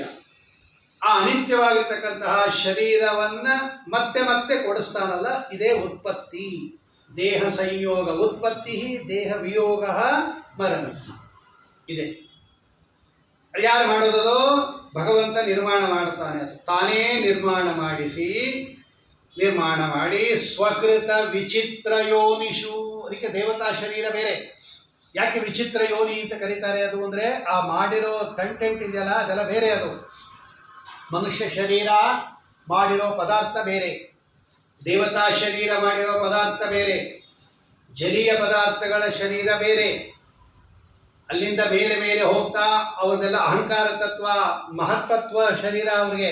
ಯಾರಿಗೆ? ಚತುರ್ಮುಖ ಬ್ರಹ್ಮದೇವರಿಗೆ. ನಮಗೆಲ್ಲ ಪಾಂಚಭೌತಿಕ ಶರೀರ, ಅವ್ರಿಗೆ ಪ್ರಾಕೃತ ಶರೀರ. ನಮ್ಮದು ಪ್ರಾಕೃತ ಆಗಿದ್ರು ಕೂಡ ಆ ಪ್ರಾಕೃತದಲ್ಲೂ ತುಂಬ ಲೋಯೆಸ್ಟ್ ಕ್ವಾಲಿಟಿ ಶರೀರ ನಮ್ಮದು. ಅವ್ರದ್ದು ಪ್ರಾಕೃತ ಶರೀರ ಆಗಿದ್ರು ಕೂಡ ಸ್ವಲ್ಪ ಹೈಯೆಸ್ಟ್ ಗ್ರೇಡು ಮಹತ್ತತ್ವ ಇಮ್ಮಿಡಿಯೇಟ್ ಆಗಿ ಪ್ರಕೃತಿಯಿಂದ ಬಂದದ್ದು. ಆಮೇಲೆ ಅದು ಡೈಲ್ಯೂಟ್ ಆಗಿ ಆಗಿ ಆಗಿ ವಿಸ್ತಾರ ಆಗಿ ಆಗಿ ಪಂಚಭೂತಕ್ಕೆ ಬಂದಿರೋದು. ನಮ್ಮ ದೇಹ ಎಲ್ಲ ಎಂಥದ್ದು? ಪಾಂಚಭೌತಿಕ ಶರೀರ. ಅದರಲ್ಲೂ ಕೂಡ ಯಾವ ಭಾಗ ಜಾಸ್ತಿ? ನಮ್ಮದು ಪೃಥು ಭಾಗ ಜಾಸ್ತಿ. ಪಂಚಭೌತಿಕ ಶರೀರದಲ್ಲಿ ಪೃಥ್ವಿ, ತೇಜೋ, ವಾಯು, ಆಕಾಶದಲ್ಲಿ ನಮ್ದು ಯಾವುದು ಜಾಸ್ತಿ? ಇದೆಲ್ಲ ಸೂತ್ರ ಇದೆ. ಅದು ಈ ಎಲ್ಲ ಸೂತ್ರದಲ್ಲಿ ತೋರಿಸ್ತಾರೆ. ಅದು ವೈಶೇಷಾತ್ತು ತದ್ವಾದಸ್ತದ್ವಾದ ಅಂತ ಒಂದು ಸೂತ್ರ ಇದೆ ನೋಡಿ. ಎಲ್ಲ ಭೂತಗಳು ನಮ್ಮಲ್ಲಿ ಇದ್ದರೂ ಕೂಡ ಹಾಗಾದರೆ ಬರೀ ಪೃಥ್ವಿಯಿಂದ ಮಾಡಿಲ್ಲ. ನಮ್ಮಲ್ಲಿ ಪೃಥ್ವಿ, ತೇಜೋ, ವಾಯು, ಆಕಾಶ ಎಲ್ಲ ಇದೆ ಈ ಪಾಂಚಭೌತಿಕ ಶರೀರದಲ್ಲಿ. ಅದಕ್ಕೆ ಏನಂತ ಕರೀತಾರೆ? ಪಾಂಚಭೌತಿಕ. 5 ಭೂತಗಳಿಂದ ಮಾಡಿದ ಶರೀರ. ಆದರೆ ನಮ್ಮನ್ನು ಕರೆಯೋದೇನೋ ನಮ್ಮ ಶರೀರಕ್ಕೆ ಪಾರ್ಥಿವ ಶರೀರ. ಈ ಹೋದವ್ರದ್ದು ಗೊತ್ತಿರುತ್ತೆ ನೋಡಿ, ಪಾರ್ಥಿವ ಶರೀರದ ಮೆರವಣಿಗೆ ಅಂತಾರೆ. ಯಾಕೆ ಪಾರ್ಥಿವ ಶರೀರ? ಪಾರ್ಥಿವ ಅಂದರೆ ಪೃಥು, ಭೂಮಿ ಭಾಗ. ಯತ್ ಕಠಿಣಂ ತತ್ ಪೃಥು. ನಾವು ಹಿಂಗೆ ಮುಟ್ಕೊಂಡಾಗ ಗಟ್ಟಿ ಭಾಗ ಕಾಣುತ್ತಲ್ಲ, ಅದು ಪೃಥ್ವಿಯಿಂದ ಮಾಡಿದ ಭಾಗ. ಅದು ನಾವು ಹಿಂಗೆ ಮುಟ್ಕೊಂಡಾಗ ಬಿಸಿ ಇರುತ್ತಲ್ಲ, ಅದು ತೇಜೋ ಭಾಗ. ಅದು ನಮ್ಮೊಳಗಡೆ ನೀರು ಇದೆಯಲ್ಲ, ಅದು ಜಲೀಯ ಭಾಗ. ಅದು ಆಮೇಲೆ ಗಾಳಿ ಸಂಚಾರಕ್ಕೆ ಜಾಗ ಇದೆಯಲ್ಲ, ಅದು ಆಕಾಶ ಭಾಗ. ಅದು ಗಾಳಿ ಅಂತೂ ಸುತ್ತಾಗ್ತಾ ಇದೆ, ಅದು ವಾಯು. ಪೃಥ್ವಿ, ಅಪ್, ತೇಜೋ, ವಾಯು, ಆಕಾಶ ಅಷ್ಟಿಂದಲೂ ಮಾಡಿದ್ದಾನೆ ಅದು. ಆದರೆ ಕರೆಯೋದು ಯಾವುದು? ನಮ್ಮನ್ನ ಪೃಥ್ವಿ, ಪಾರ್ಥಿವ ಶರೀರ. ಯಾಕೆಂದ್ರೆ ಈ ಪೃಥು ಭಾಗ ಜಾಸ್ತಿ ನಮ್ಮಲ್ಲಿ. ಬೇರೆದಕ್ಕೆ ಹೋಲಿಸಿದಾಗ ಈ ಪೃಥ್ವಿ ಭಾಗ ಜಾಸ್ತಿ ಇರೋದ್ರಿಂದ ನಮ್ಮದೇನಂತ ಕರೀತಾರೆ? ಪಾರ್ಥಿವ ಶರೀರ. ವೈಶೇಷಾತ್ತು ತದ್ವಾದ. ಅದು ಸ್ವಲ್ಪ ವಿಶೇಷ ಅಂದರೆ ಜಾಸ್ತಿ ಇದೆ ಅಂತ. ಆ ಪರ್ಸೆಂಟೇಜ್ ಜಾಸ್ತಿ, ಬೇರೆದೆಲ್ಲ ಸ್ವಲ್ಪ ಕಡಿಮೆ ಇದೆ. ಅದಕ್ಕೆ ನಮ್ಮ ದೇಹಕ್ಕೆ ಏನಂತ ಕರೀತಾರೆ? ಪಾರ್ಥಿವ ಶರೀರ ಅಂತ ಕರೀತಾರೆ. ಅದಕ್ಕೆ ನಾವು ಭೂಮಿ ಮೇಲೆ ಚೆನ್ನಾಗಿರ್ತೀವಿ. ಯಾಕೆ? ಇದು ಭೂಮಿ, ನಮ್ಮ ಒಳಗಡೆ ಇರೋ ಕಂಟೆಂಟು ಏನದು? ಭೂಮಿ. ಈ ನೀರಿನೊಳಗೆ ಇರುತ್ತಲ್ಲ ಪ್ರಾಣಿಗಳು, ಅದರೊಳಗೆ ಜಲೀಯ ಭಾಗ ಜಾಸ್ತಿ. ಈ ಪಂಚಭೂತಗಳಲ್ಲಿ ನೀರಿನ ಅಂಶ ಜಾಸ್ತಿ ಇರುತ್ತೆ, ಅದಕ್ಕೆ ಅಲ್ಲಿ ಚೆನ್ನಾಗಿರುತ್ತೆ. ನಮ್ಮ ನೀರಲ್ಲಿ ಅದ್ಬಿಟ್ರೆ ಸತ್ತೋಗ್ತೀವಿ, ಅದನ್ನ ನೀರಿಂದ ತೆಗೆದ್ರೆ ಸತ್ತೋಗುತ್ತೆ. ನೋಡ್ರಿ, ಮೀನನ್ನ ನೀರಿಂದ ತೆಗೆದ್ರೆ ಸತ್ತೋಗುತ್ತೆ, ನಮ್ಮನ್ನ ನೀರಲ್ಲಿ ಹತ್ತಿದ್ರೆ ಸತ್ತೋಗ್ತೀವಿ. ಯಾಕೆ ಅಂದರೆ ಅದು ಎರಡು ಕಾರ್ಯಲೈಟ್ ಆಗಿಬಿಡುತ್ತೆ. ಅದು ನೀರು, ಇದು ನೀರು. ನೀರೊಳಗಿದ್ರೆ ಚೆನ್ನಾಗಿರುತ್ತೆ, ಅದು ಒಳಗೇನು ನೀರೇ ಇರೋದು. ನಾವು ಭೂಮಿಲಿದ್ದರೆ ಚೆನ್ನಾಗಿರ್ತೀವಿ, ಯಾಕೆ ಒಳಗಡೆ ಇರೋದು ಅಂಥದ್ದೇ. ಅದು ನಮ್ಮ ನೀರಲ್ಲಿ ಹತ್ತಿದ್ರೆ ಗೋವಿಂದ. ಅದನ್ನು ಅವ್ರು ಹೇಳ್ತಾರೆ. ಅಲ್ಲೆಲ್ಲ ಟೀಕಾರ ಬರೀತಾರೆ ತತ್ವಪ್ರಕಾಶಿಕಾದಲ್ಲಿ, ವೈಶೇಷಾತ್ವ ತದ್ವಾದಸ್ತತ್ವ. ಅದಕ್ಕೆ ಅವ್ರಿಗೆ ಜಲೀಯ ಪ್ರಾಣಿಗಳು ಅಂತ ಕರೀತಾರೆ. ದೇವತೆಗಳದೆಲ್ಲ ತೇಜೋಮಯ ಶರೀರ, ಅವರು ತೇಜಸ್ಸು ಭಾಗ ಜಾಸ್ತಿ ಅವ್ರದ್ದು. ಅದಕ್ಕೆ ಫಳ ಫಳ ಫಳ ಫಳ ಫಳ ಹೊಳಿತಾ ಇರ್ತಾರೆ ದೇವತೆಗಳೆಲ್ಲ. ತೇಜೋಮಯ ಶರೀರ ಅವ್ರದ್ದು. ಹಾಗಾಗಿ ನೋಡಿ ಹಿಂಗೆ ವ್ಯವಸ್ಥೆ. ಅದಕ್ಕೆ ವಿಚಿತ್ರ ಅನ್ನೋ ಶಬ್ದ ಇದೆಯಲ್ಲ, ಅದನ್ನು ಹೇಳ್ತಾ ಇದೆ. ಸ್ವಕೃತ ವಿಚಿತ್ರ ಯೋನಿಷು. ನೀನೇ ನಿರ್ಮಾಣ ಮಾಡಿರ್ತಕ್ಕಂತಹ, ನಿನ್ನ ಅಧೀನದಲ್ಲಿರ್ತಕ್ಕಂತಹ ಪ್ರಕೃತಿಯನ್ನು ತಗೊಂಡು, ಉಪಾದಾನ ಕಾರಣವಾಗಿ ಪ್ರಕೃತಿಯನ್ನು ತಗೊಂಡು ಅದಕ್ಕೆ ವ್ಯವಸ್ಥೆ ಮಾಡಿ ಆ ಕಾಂಬಿನೇಷನ್ ಎಲ್ಲ ಚೇಂಜ್ ಮಾಡಿಯಾನೆ ಭಗವಂತ. ಅದಕ್ಕೆ ವಿಚಿತ್ರ ಯೋನಿಷು. ಅದಕ್ಕೆ ಆಚಾರ್ಯ ಹೇಳಿದ್ರು, ಬಹುಚಿತ್ರ ಜಗತ್ ಬಹುದಾಕರಣ ಪರಶಕ್ತಿರನಂತ ಗುಣ ಪರಮಃ. ನಿಮಗೆ ಭಗವಂತನ ಮಹಿಮೆ ಗೊತ್ತಾಗಬೇಕು ಅಂದರೆ ಅವನ ನಿರ್ಮಾಣ ಮಾಡಿರೋ ಜಗತ್ತು ನೋಡ್ರಿ ಅಂತಾರೆ ಆಚಾರ್ಯರು. ಯಾವತ್ತೂ ಒಬ್ಬ ವ್ಯಕ್ತಿಯ ಆ ಸಾಮರ್ಥ್ಯ, ಅವನ ಕುಶಲತೆ ಯಾವುದರಿಂದ ಕಂಡುಹಿಡಿಯೋದು ನಾವು? ಅವನು ನಿರ್ಮಾಣ ಮಾಡಿರ್ತಕ್ಕಂತಹ ಪದಾರ್ಥದಿಂದ. ಇವ್ರು ಒಳ್ಳೆ ಇಂಜಿನಿಯರು ಅಂದರೆ ಗೊತ್ತಾಗದಂಗೆ ಅವನು ಯಾವ ನಿರ್ಮಾಣ ಮಾಡಿರೋ ಬಿಲ್ಡಿಂಗ್ ನೋಡೇ ಮಾಡೋದು. ಏನು ಬಿಲ್ಡಿಂಗ್ ಕಟ್ಟಿದ್ಯಪ್ಪ ನೀನು ಅಂತ ತೋರಿಸು, ಬಿಲ್ಡಿಂಗ್ ನೋಡೇ ಅವನ್ನ ಅಳಿಯೋದು. ನಾನು ಇಂಜಿನಿಯರ್ ಅಂದ್ಬಿಟ್ಟು ಕಾರಣ ಇಟ್ಕೊಂಡ್ಬಂದ್ಬಿಟ್ರೆ ಕೊಟ್ಬಿಡ್ತೀರ ಕಾಂಟ್ರಾಕ್ಟ್ ನನಗೆ? ಯಾವ್ಯಾವ ಮನೆ ಕಟ್ಟಿದ್ಯಾ ತೋರಿಸು ಅಂತಾರೆ. ನೋಡಿ, ಲೋಕದಲ್ಲಿ ಒಬ್ಬ ವ್ಯಕ್ತಿಯನ್ನ ಅವನು ಮಾಡಿದ ಕಾರ್ಯದಿಂದಲೇ ಅವನ ಮಹತ್ವ ಗುರುತಿಸೋದು. ಅದಕ್ಕೆ ಆಚಾರ್ಯ ಹೇಳ್ತಾರೆ, ಭಗವಂತನೋ ಇಲ್ಲ ಅಂತ ತಿಳ್ಕೊಬೇಡ್ರಿ. ಭಗವಂತ ನಾವು ನೋಡೋಕ್ಕಾಗಲ್ಲ, ಅವನ ಮಹಿಮೆ ಗೊತ್ತಾಗಲ್ಲ. ಬಹುಚಿತ್ರ ಜಗತ್ ಬಹುದಾಕರಣ ಪರಶಕ್ತಿರನಂತ ಗುಣ ಪರಮಃ. ಅವ್ನು ನಿರ್ಮಾಣ ಮಾಡಿರೋ ಜಗತ್ ನೋಡ್ರಿ ಅಂತಾರೆ. ಏನೋ ಬೈ ಚಾನ್ಸ್ ಒಂದ್ಸಲ ಮಾಡಿಬಿಟ್ಟಿರ್ಬೋದು, ಅದಕ್ಕೋಸ್ಕರ ಅವನು ಅಲ್ಲ. ಬಹುದಾಕರಣ ಅನೇಕ ಬಾರಿ ಮಾಡಿದ್ದಾನೆ ಅಂತಾರೆ ಆಚಾರ್ಯ. ಬಹುಚಿತ್ರ ಜಗತ್ ಬಹುದಾಕರಣ. ಏನೋ ಒಂದ್ಸಲ ಮಾಡಿಬಿಡ್ತಾರೆ. ಅಪರೂಪಕ್ಕೆ ಅಡುಗೆ ಮಾಡೋರು ಒಂದ್ಸಲ ಮಾಡಿದ್ರೆ ಅವ್ರು ಚೆನ್ನಾಗಿ ಮಾಡಿಬಿಟ್ಟಿರ್ತಾರೆ. ನಾಳೆಯಿಂದ ನೀವೇ ಮಾಡಿರಿ, ಚೆನ್ನಾಗಿ ಮಾಡ್ತೀರಾ ಅನ್ಬೋದು. ಚೆನ್ನಾಗೇ ಮಾಡಬೇಕು, ಅನೇಕ ಬಾರಿ ಮಾಡಿದಾಗ ಗೊತ್ತಾಗುತ್ತೆ ಅಷ್ಟೇ. ಅದು ಬಹುಚಿತ್ರ ಜಗತ್ ಬಹುದಾಕರಣ. ಚಿತ್ರ ವಿಚಿತ್ರ ಜಗತ್ತನ್ನು ಪ್ರತಿ ಸೃಷ್ಟಿಯಲ್ಲೂ ನಿರ್ಮಾಣ ಮಾಡ್ತಾನೆ ಭಗವಂತ. ಅದು ಹೆಂಗೆ ನಿರ್ಮಾಣ ಮಾಡ್ತಾನೆ? ಅನಾಯಾಸವಾಗಿ ನಿರ್ಮಾಣ ಮಾಡ್ತಾನೆ. ಏನೇನೇನೇನೇನೇನು ಆಯಾಸ ಇಲ್ಲಿರೋ ಒಂದು ಸಾಮರ್ಥ್ಯ ಎಂಥದ್ದು? ಇಚ್ಛೆಯಿಂದಲೇ ತಾನು ಅಖಿಲ ಜಗ ಸೃಷ್ಟಿಯ ಮಾಡುವನು. ಸ್ವಚ್ಛನಾದರೂ ತನ್ನ ಮೆಚ್ಚುಗೆಯಿಂದಲೇ ತುಚ್ಛನೆಂಬ ಶಬ್ದ ವಾಚ್ಯನಾಗಿರುವನು. ಕಾರಣನೇ ಇವನು, ಎಲ್ಲಕ್ಕೂ ಕಾರಣನೇ ಇವನು.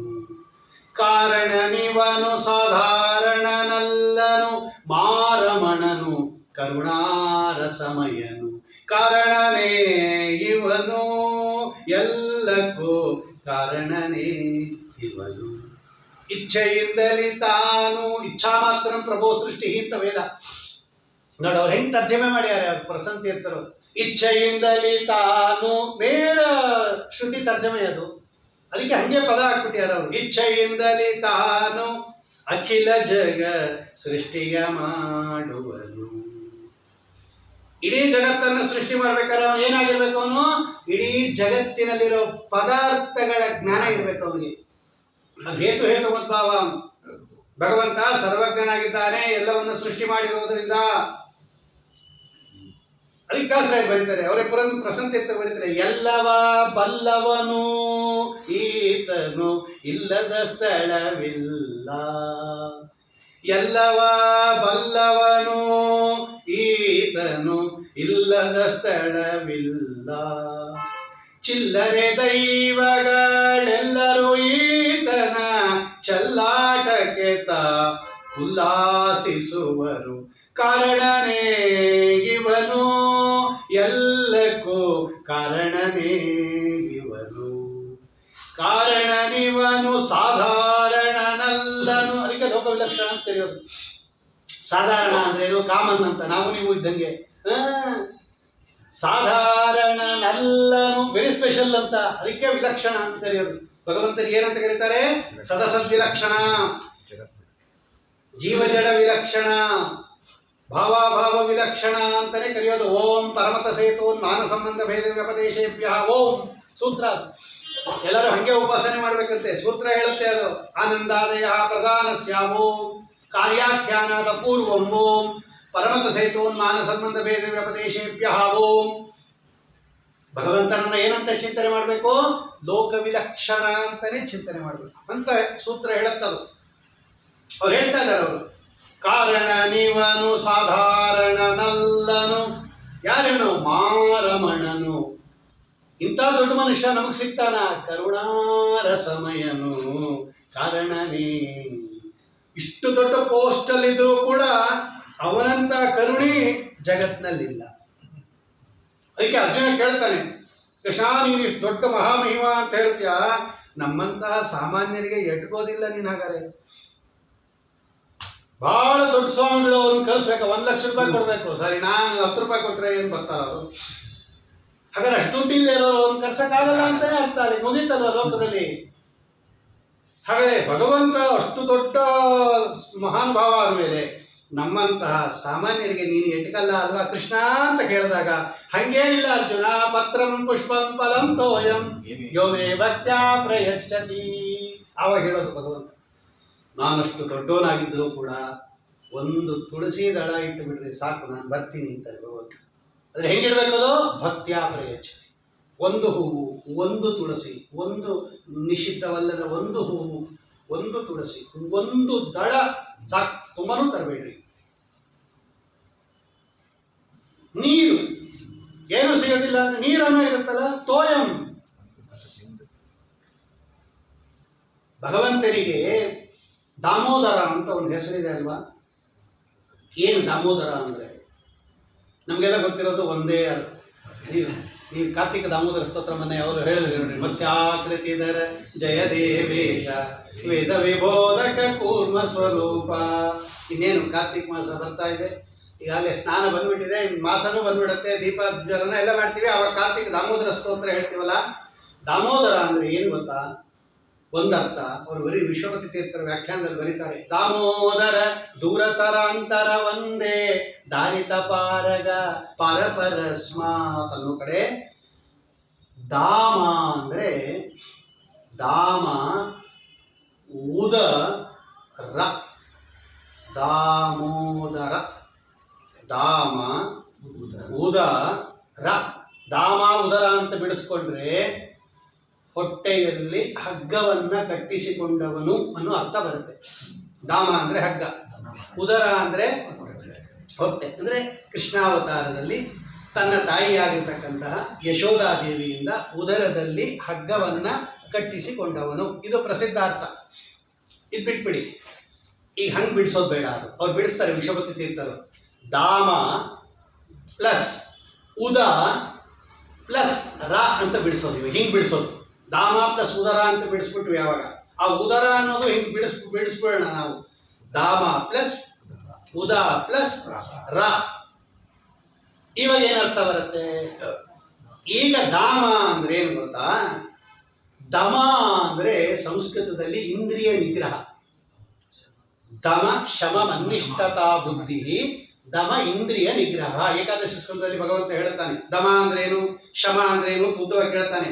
ದಮ ಮನ್ನಿಷ್ಠತಾ ಬುದ್ಧಿ, ಶಮ ಇಂದ್ರಿಯ ನಿಗ್ರಹ ಅಂತಾನೆ ಭಗವಂತ. ದಮ ಇಂದ್ರಿಯ ನಿಗ್ರಹ, ಶಮ ಮನ್ನಿಷ್ಠತಾ ಬುದ್ಧಿ, ದಮ ಇಂದ್ರಿಯ ನಿಗ್ರಹ. ಅಲ್ಲಿಗೆ ದಮ ಅಂದ್ರೆ ಇಂದ್ರಿಯ ನಿಗ್ರಹ. ಯಾರಿಗೆ ಇಂದ್ರಿಯ ನಿಗ್ರಹ ಇದೆಯೋ ಅವರಿಗೆ ದಾಮ ಅಂತ ಕರೀತಾರೆ. ದಮ ಉಳ್ಳವರು ದಾಮ. ಆದ್ದರಿಂದ ದಮ ಉಳ್ಳವರು ದಾಮ. ದಮ ಅಂದ್ರೆ ಇಂದ್ರಿಯ ನಿಗ್ರಹ. ಆ ಇಂದ್ರಿಯ ನಿಗ್ರಹ ಯಾರಿಗಿದೆಯೋ ಅವರಿಗೆ ದಾಮ ಅಂತ ಕರೀತಾರೆ. ಅಲ್ಲಿಗೆ ದಾಮ ಅಂದ್ರೆ ಇಂದ್ರಿಯ ನಿಗ್ರಹ ಉಳ್ಳವರು. ಮುಂದೇನು ಪದ ಇದೆ? ಉದ. ಅವರು ಕೊಟ್ಟಿರತಕ್ಕಂತಹ ನೀರು, ಉದ ಅಂದ್ರೆ ನೀರು. ನಮ್ಮಲ್ಲಿ ಉದಕ ಅನ್ನೋದನ್ನ ಉದ ಅನ್ನೋ ಶಬ್ದದಿಂದಲೇ ಹೇಳ್ಬಿಟ್ಟಿದ್ದೀವಿ. ನಾಮೈಕ ದೇಶೇ ನಾಮಗ್ರಹಣಂ ಅಂತ. ಅಂದರೆ ಹೆಸರಿನ ಒಂದು ಭಾಗವನ್ನು ಹೇಳಿದ್ರೆ ಪೂರ್ತಿ ಹೆಸರು ತಗೋಬೇಕು ಅಂತ ಒಂದು ರೂಲ್ಸ್ ಶಾಸ್ತ್ರದಲ್ಲಿ. ಸತ್ಯ ಅಂದರೆ ಸತ್ಯಭಾಮ ಅಂತ ಪೂರ್ತಿ ತಗೋಬೇಕದು. ಭೈಷ್ಮಿ ಸತ್ಯ ಸಮೇತೋ ಅಂತಾರೆ ಅವರು ಅಲ್ವಾ. ಭೈಷ್ಮಿ ಸತ್ಯಭಾಮ ಅಂತೇನು ಹೇಳಿಲ್ಲ ಅವರು, ಸತ್ಯ ಸಮೇತೋ ಅಂತಾರೆ. ಅಥವಾ ಭಾಮ ಅಂತಾನೆ ಕೆಲವರು ಕರೆದು ಬಿಡ್ತಾರೆ, ಕೆಲವರು ಸತ್ಯ ಅಂತಾರೆ, ಕೆಲವರು ಭಾಮ ಅಂತಾರೆ. ಅವ್ರು ಪೂರ್ತಿ ಸತ್ಯಭಾಮ ಅಂತ ಎರಡು ಕಡೆನೂ ತಗೋಬೇಕು. ರುಕ್ಮಿಣಿ ಭಾಮ ರಮಣನ ಪೂಜಿಸಿ ಅಂತಾರೆ ಇವರು ನೋಡಿ. ಭಾಮ ಅಂದ್ಬಿಟ್ರಿ ಇವರು. ಅಲ್ಲಿಗೇನಾಯ್ತು, ಸತ್ಯ ಅಂದಾಗ ಸತ್ಯಭಾಮ ತಗೊಂಡ್ರಿ, ಭಾಮ ಅಂದಾಗ ಸತ್ಯಭಾಮ ತಗೊಂಡ್ರಿ ಅಂತ ತಗೋಬೇಕು ಅಂತ ಒಂದು ರೂಲ್ಸು. ಭೀಮ ಅಂದರೆ ಭೀಮಸೇನ ಅಂತ ಪೂರ್ತಿ ತಗೋತಿರೋ ಇಲ್ಲ ನೀವು. ಹಾಗೆ ಉದ ಅಂದರೆ ಉದಕ, ನೀರು ಅಂತ ಆಯ್ತು. ಇವಾಗ ಅಲ್ಲಿಗೇನಾಯ್ತು, ಇವಾಗ ಧಾಮ ಅಂದರೆ ಇಂದ್ರಿಯ ನಿಗ್ರಹ ಉಳ್ಳವರು ಅರ್ಪಣೆ ಮಾಡಿದ ಉದಕದಿಂದಲೂ ಕೂಡ ರ ಅಂದರೆ ಸಂತೋಷ ಪಡುವವನು, ಅದಕ್ಕೆ ದಾಮೋದರ ಅಂತ ಹೆಸರು ಭಗವಂತ. ನೀವೇನು ದೊಡ್ಡ ಚಿರೋಟೆ ಅದು ಇದು ಪಂಚಭಕ್ಷ ಮಂಡಿಗೆ ಗಿಂಡಿಗೆ ಏನು ತರಬೇಡಿ ಅಂತಾನೆ ಭಗವಂತ. ಸ್ವಾಮಿ ತರಕ್ಕಾಗಲ್ಲ ಅಂದರೆ ಯೋಚನೆನೇ ಮಾಡಬೇಡ ಅಂತ ಭಗವಂತ. ಯಾರಿಗಾಗತ್ತೋ ತೊಗೊಂಬರ್ಲಿ, ಯಾರಿಗಾಗದೇ ಇದ್ರೆ ನಾನು ಅವ್ರಿಗೆ ಸಿಗಲ್ಲ ಅಂತೇನಿಲ್ಲ. ಯಾರಿಗಾಗತ್ತೋ ಮಾಡ್ರಿ, ತೊಂದರೆ ಇಲ್ಲ. ಆಗದೇ ಇರೋರು ನಮ್ಗೆ ಆಗಲಿಲ್ಲ ಅಂತ ಏನು ಕೊರಗ್ತಾ ಕೂತ್ಕೋಬೇಡ್ರಿ. ನಾನು ನೋಡೋದೇನು, ನೀವು ದಾಮ ಆಗಿದ್ದೀರಾ ಅಂತ ನೋಡ್ತೀನಿ ಅಷ್ಟೇ. ನಾನು ನೀವು ಉದಾನೇ ತನ್ರಿ, ನೀವೇನಾಗಿರ್ಬೇಕು, ದಾಮ ಆಗಿರ್ಬೇಕು. ಅಂದರೆ ನಿಮ್ಗೆ ಇಂದ್ರಿಯ ನಿಗ್ರಹ ಇರಬೇಕು. ಇಂದ್ರಿಯ ನಿಗ್ರಹ ಅಂದ್ರೆ ಏನು, ಪದಾರ್ಥಗಳ ಕಡೆ ನಿಮ್ಮ ಮನಸ್ಸು ಹೋಗ್ಬಿಡ್ದು, ನನ್ನ ಕಡೆ ನಿಮ್ಮ ಮನಸ್ಸು ಹೋಗಿರ್ಬೇಕು. ಅಷ್ಟಿಟ್ಕೊಳ್ಳಿ ಸಾಕು. ನೀವು ಉದಕನ ತನ್ರಿ, ಏನನ್ನ ತನ್ರಿ, ನಾನು ತಗೊಂಡ್ಬಿಡ್ತೀನಿ ಅಂತ.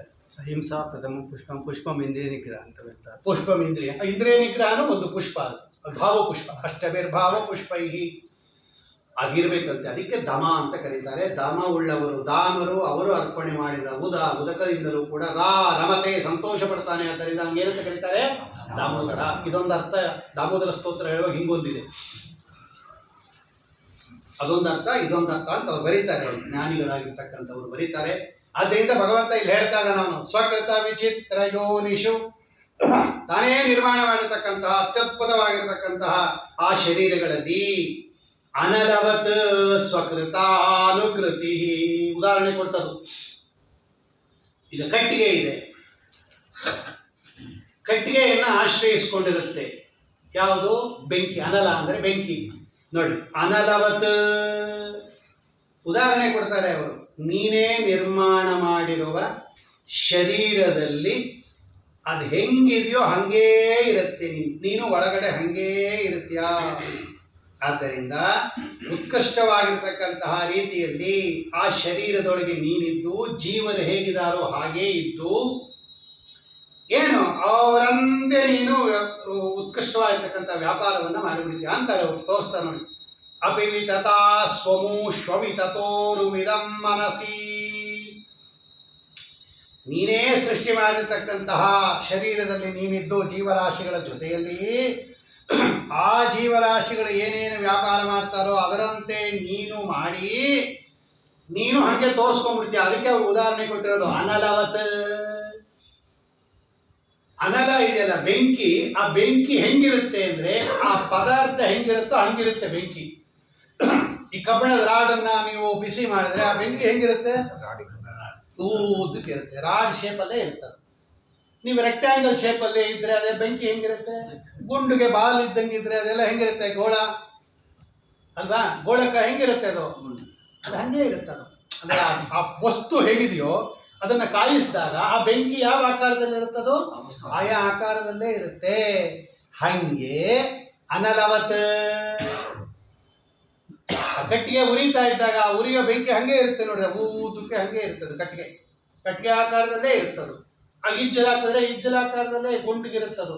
ನೀವು ಯಾವ ಟೈಪು ಇಜ್ಜಲ್ ಹಾಕ್ತೀರಾ ಅದೇ ಆಕಾರದಲ್ಲಿ ಇರುತ್ತೆ. ಇಜ್ಜಲ್ ನೋಡಿದ್ರೆ ಗೊತ್ತಾಗ್ತದೆ ನೋಡ್ರಿ, ಒಂದೊಂದು ಇಜ್ಜಲು ಒಂದೊಂದು ಶೇಪಲ್ಲಿ ಇರುತ್ತೆ. ಆ ಬೆಂಕಿ ಹೆಂಗಿರುತ್ತದೋ ಹಂಗೆ ನೀನೇ ನಿರ್ಮಾಣ ಮಾಡಿರ್ತಕ್ಕಂತಹ. ಇಲ್ಲೊಂದು ಸ್ವಲ್ಪ ಪ್ರಾಬ್ಲಮ್ ಬಂತು. ನೀನೇ ನಿರ್ಮಾಣ ಮಾಡಿದ ಶರೀರದಲ್ಲಿ ನೀನು ಹಾಗಿರ್ತೀಯ, ಆದರೆ ಅನಲಕ್ಕೆ ಹೋಲಿಸ್ಬಿಟ್ರು ಪರಮಾತ್ಮನನ್ನ, ನೀ ಬೆಂಕಿ ಇದ್ದಂಗೆ ಇರ್ತೀಯ ಅಂತ. ಆದರೆ ಅನಲ ಕಟ್ಟಿಗೆಯನ್ನು ಸೃಷ್ಟಿ ಮಾಡೋದಿಲ್ವಲ್ಲ, ಇಲ್ಲೇನೋ ಭಗವಂತ ಕಟ್ಟಿಗೆಯನ್ನು ಸೃಷ್ಟಿ ಮಾಡ್ತಾನೆ, ದೇಹವನ್ನು ಸೃಷ್ಟಿ ಮಾಡ್ತಾನೆ, ದೇಹದೊಳಗೆ ಹಾಗೆ ಇರ್ತಾನೆ, ಇಲ್ಲೇನೋ ಸರಿ ಹೋಯ್ತು. ಸ್ವಕೃತ ಅನ್ನೋದು ಅನಲಕೃತ ಅಲ್ವಲ್ಲ ನಮ್ಮ ದೇಹ ಅಂದಾಗ ಅವ್ರು ಹೇಳ್ತಾರೆ ವ್ಯಾಖ್ಯಾನಕಾರರು, ಅನಲ ಅನ್ನೋದು ಯಾವ ಗುಂಪಿಗೆ ಸೇರಿದ್ದದೋ? ಪಂಚಭೂತಗಳಲ್ಲಿ ಸೇರಿದ್ದಲ್ವಾ ಅದು? ಬೆಂಕಿ, ಅಗ್ನಿ, ಅದರಿಂದ ನಿರ್ಮಾಣ ಆಗಿದೆ ಅಲ್ವಾ ನಮ್ಮ ದೇಹ. ಆದ್ದರಿಂದ ಅನಲಕೃತ, ಬೆಂಕಿಯಿಂದ ನಿರ್ಮಾಣವಾದ ಕಟ್ಟಿಗೆಯಲ್ಲಿ ಬೆಂಕಿ ಹೇಗೆ ಕಟ್ಟಿಗೆಯಂತೆ ಇರುತ್ತೋ, ಅಂದರೆ ತನ್ನಿಂದ ನಿರ್ಮಾಣವಾದ ಕಟ್ಟಿಗೆಯೊಳಗೆ ತಾನಿದ್ದು ಕಟ್ಟಿಗೆಯಂತೆ ಹೆಂಗಿರುತ್ತೋ ಹಾಗೆ ನೀನು ನಿರ್ಮಾಣ ಮಾಡಿದ ದೇಹದಲ್ಲಿ ಜೀವರೊಳಗೆ ಇದ್ದು ಜೀವರಂತೆ ಏನು ಮಾಡ್ಬಿಡ್ತೀಯ? ತೋರಿಸ್ಕೊಂಡ್ಬಿಡ್ತೀಯ. ಜೀವರಂತೆ ನೀನು ವ್ಯವಹಾರ ಮಾಡಿಬಿಡ್ತೀಯ. ನೀನು ವ್ಯವಹಾರ ಮಾಡಿದ್ರೆ ಈ ಜೀವ ಮಾಡೋದು. ಅದಕ್ಕೆ ಫಸ್ಟ್ ಅವ್ರು ಮಾಡ್ಬೇಕಲ್ವಾ?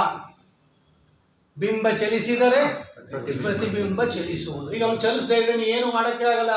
ಅದಕ್ಕೆ ಅವನೇನು ಮಾಡ್ತಾನೆ? ಮೊದಲು ಚಲಿಸ್ತಾನೆ, ಎಲ್ಲ ಅವನು ಮಾಡಿ ತೋರಿಸ್ತಾನೆ. ಅವ್ರಿಗೇನು ಸ್ವತಃ ಇಲ್ಲದೆ ಇದ್ರೂ ಕೂಡ ನಿನ್ನನ್ನು ಪ್ರವರ್ತನೆ ಮಾಡೋದಕ್ಕೋಸ್ಕರ ಭಗವಂತ ಏನು ಮಾಡ್ತಾನೆ? ವಿಷನ್ನಿವ ಹೇತುತಯ. ವಿಷನ್ ಅಂದರೆ ಒಳಗಡೆ ಹೋಗೋದು ಅಂತ ಅರ್ಥ, ಪ್ರವೇಶ ಮಾಡೋದು ಅಂತ ಅರ್ಥ. ಅದಕ್ಕೆ ಭಗವಂತ ಪ್ರವೇಶ ಮಾಡ್ತಾ ಇರ್ತಾನೆ. ಆ ಜೀವನ ಕೈಯಲ್ಲಿ ಅದನ್ನು ಮಾಡಿಸ್ಬೇಕು, ಸುಖ ದುಃಖಾದಿಗಳು ಭೋಗ ಮಾಡಿಸ್ಬೇಕು ಅನ್ನೋ ದೃಷ್ಟಿಯಿಂದ ಪ್ರವೇಶ ಮಾಡ್ತಕ್ಕಂಥವನಾಗಿ ವಿಷನ್, ಪ್ರವೇಶ ಅಂತ. ಆ ವಿಷನ್ ಇವ ಅಂದರೆ ಭಗವಾನ್ ದೇಹದೊಳಗೆ ಪ್ರವೇಶ ಮಾಡ್ತಾನಲ್ಲ ಜೀವ, ಅದಕ್ಕೆ ಅವನಿಗೆ ವಿಷನ್ ಅಂತ ಕರೀತಾರೆ. ವಿಶತಿ ಇದು ವಿಷನ್. ಆವಾಗ ಏನು ಮಾಡ್ತಾರೆ ಅವರು? ಎಂಥವನವನು? ಹೇತುತಯ ಭರತಮತಃ. ಅಂದ್ರೆ ಏನು? ಉತ್ಕೃಷ್ಟವಾಗಿರ್ತಕ್ಕಂತಹ ರೀತಿಯಲ್ಲಿ ನಿನ್ನನ್ನು ಚೆನ್ನಾಗಿ ಈ ರೀತಿ ತಿಳ್ಕೊಂಡಿರ್ತಕ್ಕಂಥವ್ರು ಯಾರು ಅಂದರೆ ಭರತಮತ ಅಂತ ಬರೆಯುತ್ತೆ ನೋಡ್ರಿ ವೇದ. ಭರತ ಅಂತ ವಾಯುದೇವರ ಹೆಸರು. ವಾಯುದೇವರಿಗೆ ಏನಂತ ಕರೀತಾರೆ? ಭರತ. ಆದ್ರಿಂದ ಅವಳ ಹೆಂಡತಿ ಏನು? ಭಾರತಿ. ಅದಕ್ಕೆ ಅವಳು ಭಾರತಿ ಅಂತ ಹೆಸರಿರೋದು. ಭಾರತಿ, ಭರತ, ನರ್ದಾಂಗಿ ಅಂತಾರೆ ದಾಸರಾಯ. ಇವರಿಗೆ ಭರತ ಆಚಾರ್ಯ ತಾತ್ಪರ್ಯದಲ್ಲಿ ಬರೀತಾರೆ, ಭರತನ ಪತ್ನಿ ಆದ್ದರಿಂದಲೇ ಅವಳು ಭಾರತಿ. ಇವರು ಭರತ, ಅವರು ಭಾರತಿ. ಭಗವಂತನಿಗೆ ಭರತ ಅಂತ ಯಾಕೆ ಕರೀತಾರೆ ಅಂದರೆ ಭಾ ಅಂತ ಭಗವಂತನಿಗೆ ಹೆಸರು. ಯಾಕೆ ಭಗವಂತನಿಗೆ ಭಾ ಅಂತ ಕರೀತಾರೆ? ಅವನು ಕಾಂತಿಯಿಂದ ಕೂಡಿರೋದ್ರಿಂದ. ಭಾ ಕಾಂತವು, ಭಾ ದೀಪ್ತವು ಅಂತ ಧಾತು. ಯಮಕ ಭಾರತದಲ್ಲಿ 32 ಅಕ್ಷರನೂ ಅದೇ ಬಾ ಬಾ ಬಾ ಬಾ ಬಾ ಬಾ ಬಾ ಬಾ ಅಂತಿದೆ. ಅದು 32 ಅಕ್ಷರನೂ ಭಾನೇ. ಅದು ಏಕಾಕ್ಷರ ಶ್ಲೋಕ, ಅದು ಆಚಾರ್ಯ ರಚನೆ ಮಾಡಿರೋದು. ಅಲ್ಲಿ ಭಾ ದೀಪ್ತವು ಅಂತ ಒಂದು ಧಾತು. ಅಂದರೆ ತೇಜೋಮಯನಾಗಿರೋದ್ರಿಂದ, ಪ್ರಕಾಶ ಸ್ವರೂಪನಾದ್ದರಿಂದ, ಬರೀ ಹೊಡಿತಾ ಇದ್ದಾನೆ ಅಂತ ತಿಳ್ಕೊಂಬೋಡಿ. ಪ್ರಕಾಶ ಶಬ್ದಕ್ಕೆ ನಮ್ಮಲ್ಲಿ ಜ್ಞಾನ ಅಂತ ಒಂದು ಅರ್ಥ. ಪ್ರಕಾಶ ಶಬ್ದಕ್ಕೆ ಜ್ಞಾನ ಅಂತನೂ ಅರ್ಥ, ಪ್ರಕಾಶ ಶಬ್ದಕ್ಕೆ ಹೊಳೆಯುವಿಕೆ ಅಂತನೂ ಅರ್ಥ. ಕಾಶ ಅಂತಲೇ ಹೊಳೆಯೋದು ಅಂತ ಅರ್ಥ. ಪ್ರಕಾಶ ಅಂದರೆ ತುಂಬ ಹೊಳಿತಾ ಇದ್ದಾನೆ ಅಂತ ಅರ್ಥ. ಆ ಜ್ಞಾನ ಸ್ವರೂಪನಾಗಿರ್ತಕ್ಕಂತಹ ಭಗವಂತನಿಗೆ ಭ ಅಂತ ಕರೀತಾರೆ. ಅವನಲ್ಲೇ ಯಾವಾಗಲೂ ರತರಾಗಿರೋದ್ರಿಂದ ಇವರಿಗೆ ಭರತ ಅಂತ ಕರೀತಾರೆ. ಯಾವಾಗಲೂ ಭಗವಂತನನ್ನೇ ಚಿಂತನೆ ಮಾಡ್ತಾ ಇರ್ತಾರೆ. ಯಾರು? ಈ ವಾಯುದೇವರು. ತಸ್ಮಿನ್ನಪೋ ಮಾತರಿಶ್ವ ದದಾತಿ. ಯಾವಾಗಲೂ ಅದಕ್ಕೆ ಮಾತರಿಶ್ವ ಅಂತ ಕರೆಯೋದು ಇವರಿಗೆ. ಯಾರಿಗೆ? ವಾಯುದೇವರಿಗೆ ಮಾತರಿಶ್ವ ಅಂತ ಯಾಕೆ ಕರೀತಾರೆ? ಮಾತರಿ. ಮಾತಾ ಅಂದ್ರೆ ಯಾರು? ತಾಯಿ. ತಾಯಿಯಂತೆ ಇರತಕ್ಕಂಥದ್ದು ಈ 7 ಶಾಸ್ತ್ರಗಳು. 4 ವೇದ, ಮೂಲ ರಾಮಾಯಣ, ಮಹಾಭಾರತ, ಪಂಚರಾತ್ರ. ಮೂಲ ರಾಮಾಯಣ, ಮಹಾಭಾರತ, ಪಂಚರಾತ್ರ, 4 ವೇದಗಳು. ಈ 7ಕ್ಕೆ ಮಾತರಿ ಅಂತ ಕರೀತಾರೆ. ಸಪ್ತ ಶಿವಾಸು ಮಾತೃಷು. ಬಳಿಕ ಸೂಕ್ತ ಅದನ್ನೇ ಹೇಳ್ತಾ ಇರೋದು. ಸಪ್ತ ಶಿವಾಸು ಅಂದ್ರೆ ಮಂಗಳಕರ ಅಂತ. ರುದ್ರದೇವ್ರದ್ದು ಅಂತ ಅರ್ಥ ಮಾಡ್ಕೊಳ್ಬೇಡಿ. ಅವನೇ ಶಿವ ಶಬ್ದಕ್ಕೆ ಮಂಗಳ ಅಂತ. ಸಪ್ತ ಶಿವಾಸು ಮಾತೃಷು. ಯಾವಾಗಲೂ ಅಲ್ಲೇ ಶ್ವಯತೆ, ಅಲ್ಲೇ ಇದ್ದು ಬಿಡ್ತಾರಂತೆ ಅವರು. ಯಾವಾಗಲೂ ಅಲ್ಲೇ ಇರ್ತಾರಂತೆ. ಬರೀ ಮಧ್ವ ರೂಪದಲ್ಲ, 3 ರೂಪದಲ್ಲಿ ಅಲ್ಲೇ ಇರ್ತಾರಂತೆ. ಪೃಕ್ಷೋ ವಪುಃ ಪಿತುಮಾಂ ನಿತ್ಯ ಆಶಯೇ ದ್ವಿತೀಯಮಾ ಸಪ್ತ ಶಿವಾಸು ಮಾತೃಷು ಅನ್ನತ್ತೆ ಬಳಿತ ಸೂಕ್ತ. ಯಾವ ರೂಪಕ್ಕಲ್ಲಿ ಹೇಳ್ತಾ ಇರೋದು?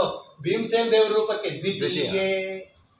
ದ್ವಿತೀಯ ರೂಪ. ಯಾವ್ದು? ವಾಯುದೇವರದು ಭೀಮಸೇನ ದೇವರಿಗೆ ಏನೂ ಜ್ಞಾನನೇ ಇಲ್ಲ. ಅವರೆಲ್ಲ ಸುಮ್ಮನೆ ದಪ್ಪಗಿದ್ದಾರೆ, ಬೆಳೆಸ್ಕೊಂಡು ದೇಹ ಬಾಡಿ ಬಿಲ್ಡರ್ ಥರ ಏನು ಗೂಂಡ ಅನ್ಕೊಂತಿದ್ದಾರೆ ಎಲ್ಲರೂ ಕೂಡ. ಏನೋ ದಪ್ಪಗಿದ್ದಾರೆ, ತಿನ್ನೋದು ಹೊಡೆಯೋದು ತಿನ್ನೋದು ಹೊಡೆಯೋದು ಅಂತಲ್ಲ. ಆ ಬಳಿತ ಸೂಕ್ತ ಅರ್ಥವೇ ಆಗಿಲ್ಲ ಇವ್ರಿಗೆ. ಬಳಿತ ಸೂಕ್ತ ಓದಿದ್ದಿದ್ರೆ ಇವ್ರಿಗೆ ಗೊತ್ತಾಗಿರೋದು ಭೀಮಸೇನ ದೇವರ ಸ್ವರೂಪ ಎಂಥದದು. ಆ ಮಂತ್ರ ಹೇಳ್ತಾ ಇದೆ, ಅದು ಪೃಥು ಕ್ಷಯಕಾರಿ ಅಂತ ಅರ್ಥ. ಪೃಕ್ಷೋ ವಪುಃ ಪಿತುಮಾನ್. ಪೃಕ್ಷ ಅಂದರೆ ಕೌರವರ ಸೈನ್ಯ. ಪೃಥು ಕ್ಷ ಅಂದರೆ ಅಪಾರವಾಗಿರ್ತಕ್ಕಂತಹ ಕೌರವರ ಸೈನ್ಯ ಇದೆಯಲ್ಲ, ಅದನ್ನು ಕ್ಷಯಕಾರಿ ನಾಶ ಮಾಡಿರ್ತಕ್ಕಂತಹ ಪೃಕ್ಷೋ ವಪುಃ ಪಿತುಮಾನ್. ಪಿತುಮಾನ್ ಅಂದರೆ ಏನು ಗೊತ್ತಾ? ಅನ್ನವಾನ್ ಅಂತ ಅರ್ಥ. ಬಹ್ವನ್ನ ಭೋಕ್ತಾ, ಅದನ್ನೇ ಇವರು ತರ್ಜಮೆ ಮಾಡಿದ್ರು. ಬಂಡಿ ಅನ್ನವ ಮುಟ್ಟಿತು ಕೂಸು. ಅವ್ರು ವೇದ ಹೇಳ್ತಾ ಇದ್ರಿ ಪಿತುಮಾನ್ ಅನ್ನಮಾನ್ ಬಹ್ವನ್ನ ಭೋಕ್ತಾ ಅಂತ ಅರ್ಥ. ಏನು ಹೆಚ್ಚಿಗೆ ತಿನ್ನೋದು ಒಂದು ದೊಡ್ಡ ವಿಷಯನ ಅಂದರು. ಹೌದು ಹೌದು, ಹೆಚ್ಚಿಗೆ ತಿನ್ನೋದು ಒಂದು ದೊಡ್ಡ ವಿಷಯನೇ. ಯಾಕೆ? ಯಾರಿಗೆ ಜೀರ್ಣಶಕ್ತಿ ಇದೆಯೋ ಅವರೇ ಜಾಸ್ತಿ ತಿನ್ನೋದು. ಯಾರಿಗೆ ಜೀರ್ಣಶಕ್ತಿ ಇಲ್ವೋ ಅವ್ರು ಜಾಸ್ತಿ ತಿನ್ಬಿಟ್ರೆ ಅವ್ರ ಹಣೆ ಬರ ಪುರಾಣಕ್ಕೆ ಬರಲ್ಲ ಅವರಷ್ಟೇ. ಭುಕ್ತಂಚ ಜೀರ್ಣಂ ಪರಿಪಂತಿ ದತ್ತಂ. ಅವ್ರಿಗೆ ಭುಕ್ತಂ ಅಂತ ಹೇಳಿಲ್ಲ, ಜೀರ್ಣಂ ಅಂತ ಸೇರಿಸಿ ಜ್ಞಾಪಕ ಇಟ್ಕೊಳ್ರಿ. ಭುಕ್ತಂಚ ಜೀರ್ಣಂಚ ಅಂತ ಅರ್ಥದು. ತಿಂದ್ರು ಅರಗಿಸ್ಕೊಂಡ್ರು. ನಾವು ತಿಂತೀವಿ ಅಷ್ಟೇ, ಅರಗಿಸ್ಕೊಂಡ್ಬಿಟ್ಟ. ನಮಗೂ ಅವ್ರಿಗೂ ಇರೋ ವ್ಯತ್ಯಾಸ. ಅವ್ರು ಬಂಡಿ ಅನ್ನ ತಿಂದ್ರು, ಬಂಡಿ ಅನ್ನ ಅರಗಿಸ್ಕೊಂಡ್ರು. ವಿಷ ತಿಂದ್ರು, ವಿಷ ಕುಡಿದ್ರು, ಅರಗಿಸ್ಕೊಂಡ್ರು. ನಮಗೆ ಗೋವಿಂದ ಭುಕ್ತಂಚ. ಅದಕ್ಕೆ ಪಿತುಮಾನ್ ಅನ್ನಮಾನ್ ಬಹ್ವನ್ನ ಭೋಕ್ತಾ ಇತ್ಯರ್ಥಃ. ಅದಕ್ಕೆ ಬಳಿತ ಸೂಕ್ತ ವ್ಯಾಖ್ಯಾನ ತೆಗೆದು ನೋಡ್ಬೇಕು. ರಾಯರು ಬಂದಿದ್ದಾರೆ ಖಂಡಾರ್ಥ ಪಂಚಸೂಕ್ತ ವ್ಯಾಖ್ಯಾನದಲ್ಲಿ ಬಳಿತ ಸೂಕ್ತಕ್ಕೆ ಬಂದಿದ್ದಾರೆ. ಪೃಕ್ಷೋ ವಪುಃ ಪಿತುಮಾನ್. ಆಯ್ತಾ? ಅವ್ರು ಹೇಳುವಾಗ ಮುಂದೆ ನಿತ್ಯ ಆಶಯೇ. ನಿತ್ಯ ಶಯ ಅಂದ್ರೇನು? ಶಯನ, ಮಲಗಿರೋದು. ಎಲ್ಲಿ ಮಲಗಿರ್ತಾರೆ ಅವರು? ಅವ್ರು ಎಲ್ಲಿ ಬರ್ದಿರ್ತಾರೆ? ಹಾಸಿಗೆ ಮೇಲೆ ಮಲಗಿರಲ್ಲ, ನಿತ್ಯ ಚೆನ್ನಾಗಿ ಮಲಗಿರ್ತಾರಂತೆ. ಎಲ್ಲಿ? ಸಪ್ತ ಶಿವಾಸು ಮಾತೃಷು. ಅವ್ರು ಎಲ್ಲಿ ಮಲಗಿರ್ತಾರಂತೆ ಯಾವಾಗಲೂ ಅಂದ್ರೆ ಅದನ್ನೇ ವಿಚಾರ ಮಾಡ್ತಾ ಇರ್ತಾರೆ.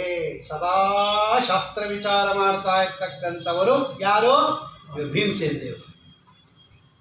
ಅದಕ್ಕೆ ಲೋಕದಲ್ಲಿ ಭೀಮಸೇನ ದೇವರನ್ನ ಯಾರು ಯಾವ ರೀತಿಯಲ್ಲಿ ಬೇಕಾದರೂ ಚಿತ್ರಣ ಮಾಡಲಿ, ನಾವು ಹಿಂಗೆ ಚಿತ್ರಣ ಮಾಡಬೇಕು ನಮ್ಮ ಗುರುಗಳನ್ನ. ಅದು ಎರಡನೇ ರೂಪ ಅವ್ರದ್ದು.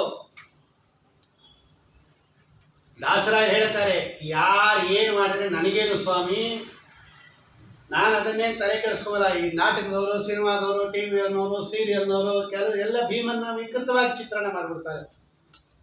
ಅವ್ರ ಮಹಿಮೆ ನಿಮ್ಗೇನು ಗೊತ್ತು? ಅವ್ರು ಬರೀತಾರೆ ನೋಡಿ ದಾಸರಾಯರು. ಕುಂತಿ ಜಠರಾಂಬೋ ನಿಧಿ ಚಂದ್ರಮನೆ ರಾಜಾಗ್ರೇಸರನೇ ಕಂತು ಜನಕನಿಚ್ಛಾನುಸಾರವಾಗಿ ರಣದೊಳಗೆ ಚೆನ್ನಾಗಿ ನಿಂತು ದುಷ್ಟ ದುರ್ಯೋಧನಾದಿಗಳನ್ನು ಸಂಹರಿಸಿದೆ ನೀನು. ಭ್ರಾಂತ ಮನುಜರಿವರೇನು ಬಲ್ಲರಯ್ಯ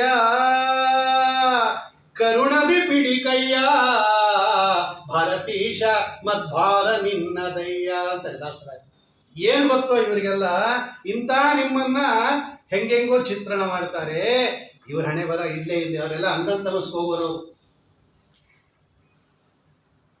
ಅದು ಗೊತ್ತಾಯ್ತಲ್ಲ? ಇವ್ರನ್ನ ನಿಂದನೆ ಮಾಡಿದವರು ಎಲ್ಲಿ ಹೋಗ್ತಾರೆ ಅವರು? ಕ್ಷುಚ್ಛಾಮಾನ್ ವೃಕ್ಷ ರಕ್ಷೋ ರಥಕರನ ಕರಕ್ಷುಣ್ಣ ವಿಕ್ಷೋಪಿತಾಕ್ಷ ಆಮಗ್ನ ನಂದಕೋಪೆ ಕ್ಷುರಮುಖ ಮುಖರೈಹಿ ಪಕ್ಷಿಭಿರ್ವಿಕ್ಷತಾಂಗಾನ್ ಪೂಯಾಸೃಂಗೂತ್ರವಿಷ್ಟ ಕ್ರಿಮಿಕುಲ ಕಲಿಲೆ ತಕ್ಷಣ ಕ್ಷಿಪ್ತ ಶಕ್ತ್ಯ ವ್ಯಸ್ತೌ ರಥಾರ್ಧಿತ ತದ್ವಿಷ ಉಪಜಿಹತೆ ವಜ್ರಕಲ್ಪ ಜದೂಕಾ. ವಾಯುದೇವರನ್ನ ನಿಂದನೆ ಮಾಡೋರು ಎಲ್ಲಿ ಹೋಗ್ತಾರೆ ಅಂತ ವಾಯುಸ್ತುತಿಕಾರರು ಹೇಳ್ತಾರೆ. ಅದಕ್ಕೆ ಅವ್ರು ಬರೀತಾರೆ, ಭ್ರಾಂತ ಮನುಜರಿ ಬರೇನು ಬಲ್ಲರಯ್ಯ ಕರುಣದಿ ಪಿಡಿಕಯ್ಯ ಭಾರತೀಶ ಮದ್ಭಾರ ನಿನ್ನದಯ್ಯ. ತೋರಿಸ್ತಾರೆ ನೋಡಿ ವಾಯುದೇವರ ಎರಡನೇ ಅವತಾರವನ್ನ ತೋರಿಸ್ತಾರೆ ವಿಜಯದಾಸ ದೇವರು. ನಾವು ಅತ್ಯದ್ಭುತವಾದದ್ದು. ಅದಕ್ಕೆ ಭರತ ಮತ ಅಂತ ಕರೀತಾರೆ. ಭರತ ಅಂದರೆ ವಾಯುದೇವರು. ಪ್ರಕಾಶ ಸ್ವರೂಪನಾದ, ಜ್ಞಾನ ಸ್ವರೂಪನಾದ, ತೇಜಸ್ವಿಯಾದ ಭಗವಂತನಲ್ಲೇ ರಥ ಯಾವಾಗಲೂ ಕೂಡ ಆಸಕ್ತರಾದ್ದರಿಂದ ಅವ್ರು ಏನಂತ ಕರೀತಾರೆ? ಭರತ ಮತ. ಮತ ಅಂದರೆ ಸಂಸ್ಕೃತದಲ್ಲಿ ಅಭಿಪ್ರಾಯ ಅಂತ ಅರ್ಥ.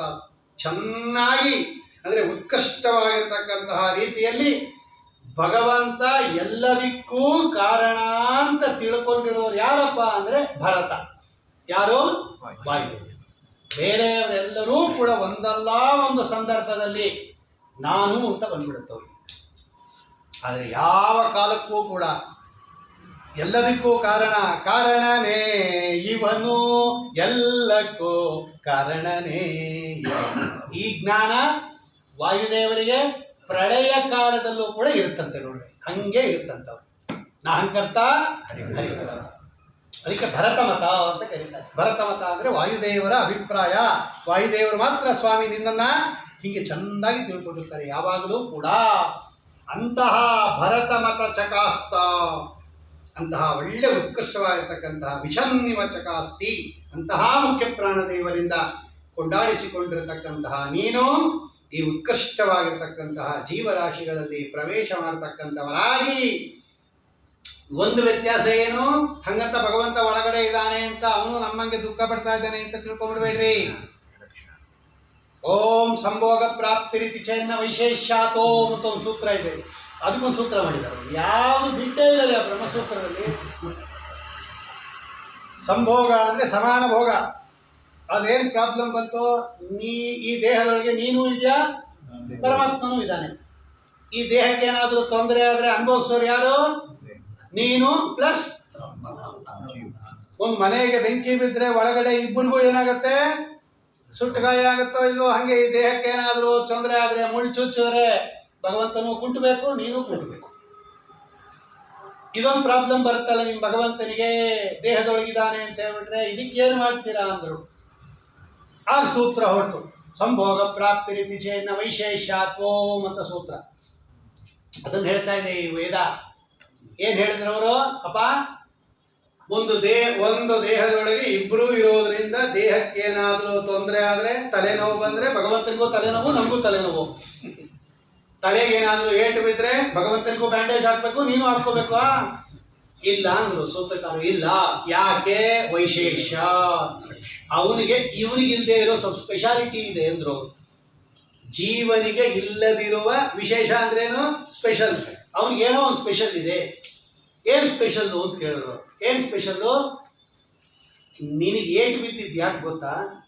ನಿಂಗೆ ಮುಳುಚುಚ್ಕೊಂಡಿದ್ದು ಯಾಕೆ ಗೊತ್ತಾ? ನಿಂಗೆ ಕರ್ಮ ಇದೆ, ಅವನಿಗೆ ಕರ್ಮ ಇಲ್ಲ. ನೋಡ್ರಿ, ಇದು ವಿಶೇಷ. ಕರ್ಮ ಯಾರಿಗಿರುತ್ತೋ ಅವ್ರಿಗೆ ಮಾತ್ರ ದುಃಖ, ಕರ್ಮ ಇಲ್ಲದೆ ಇರೋರಿಗೆ ದುಃಖ ಇಲ್ಲ. ನಿಂಗೆ ಕರ್ಮ ಇದೆ, ನಿಂಗೆ ದುಃಖ. ಅವನಿಗೆ ಕರ್ಮ ಇಲ್ಲ, ಅದೇ ವಿಶೇಷ, ಅದೇ ಸ್ಪೆಷಲ್ಲು.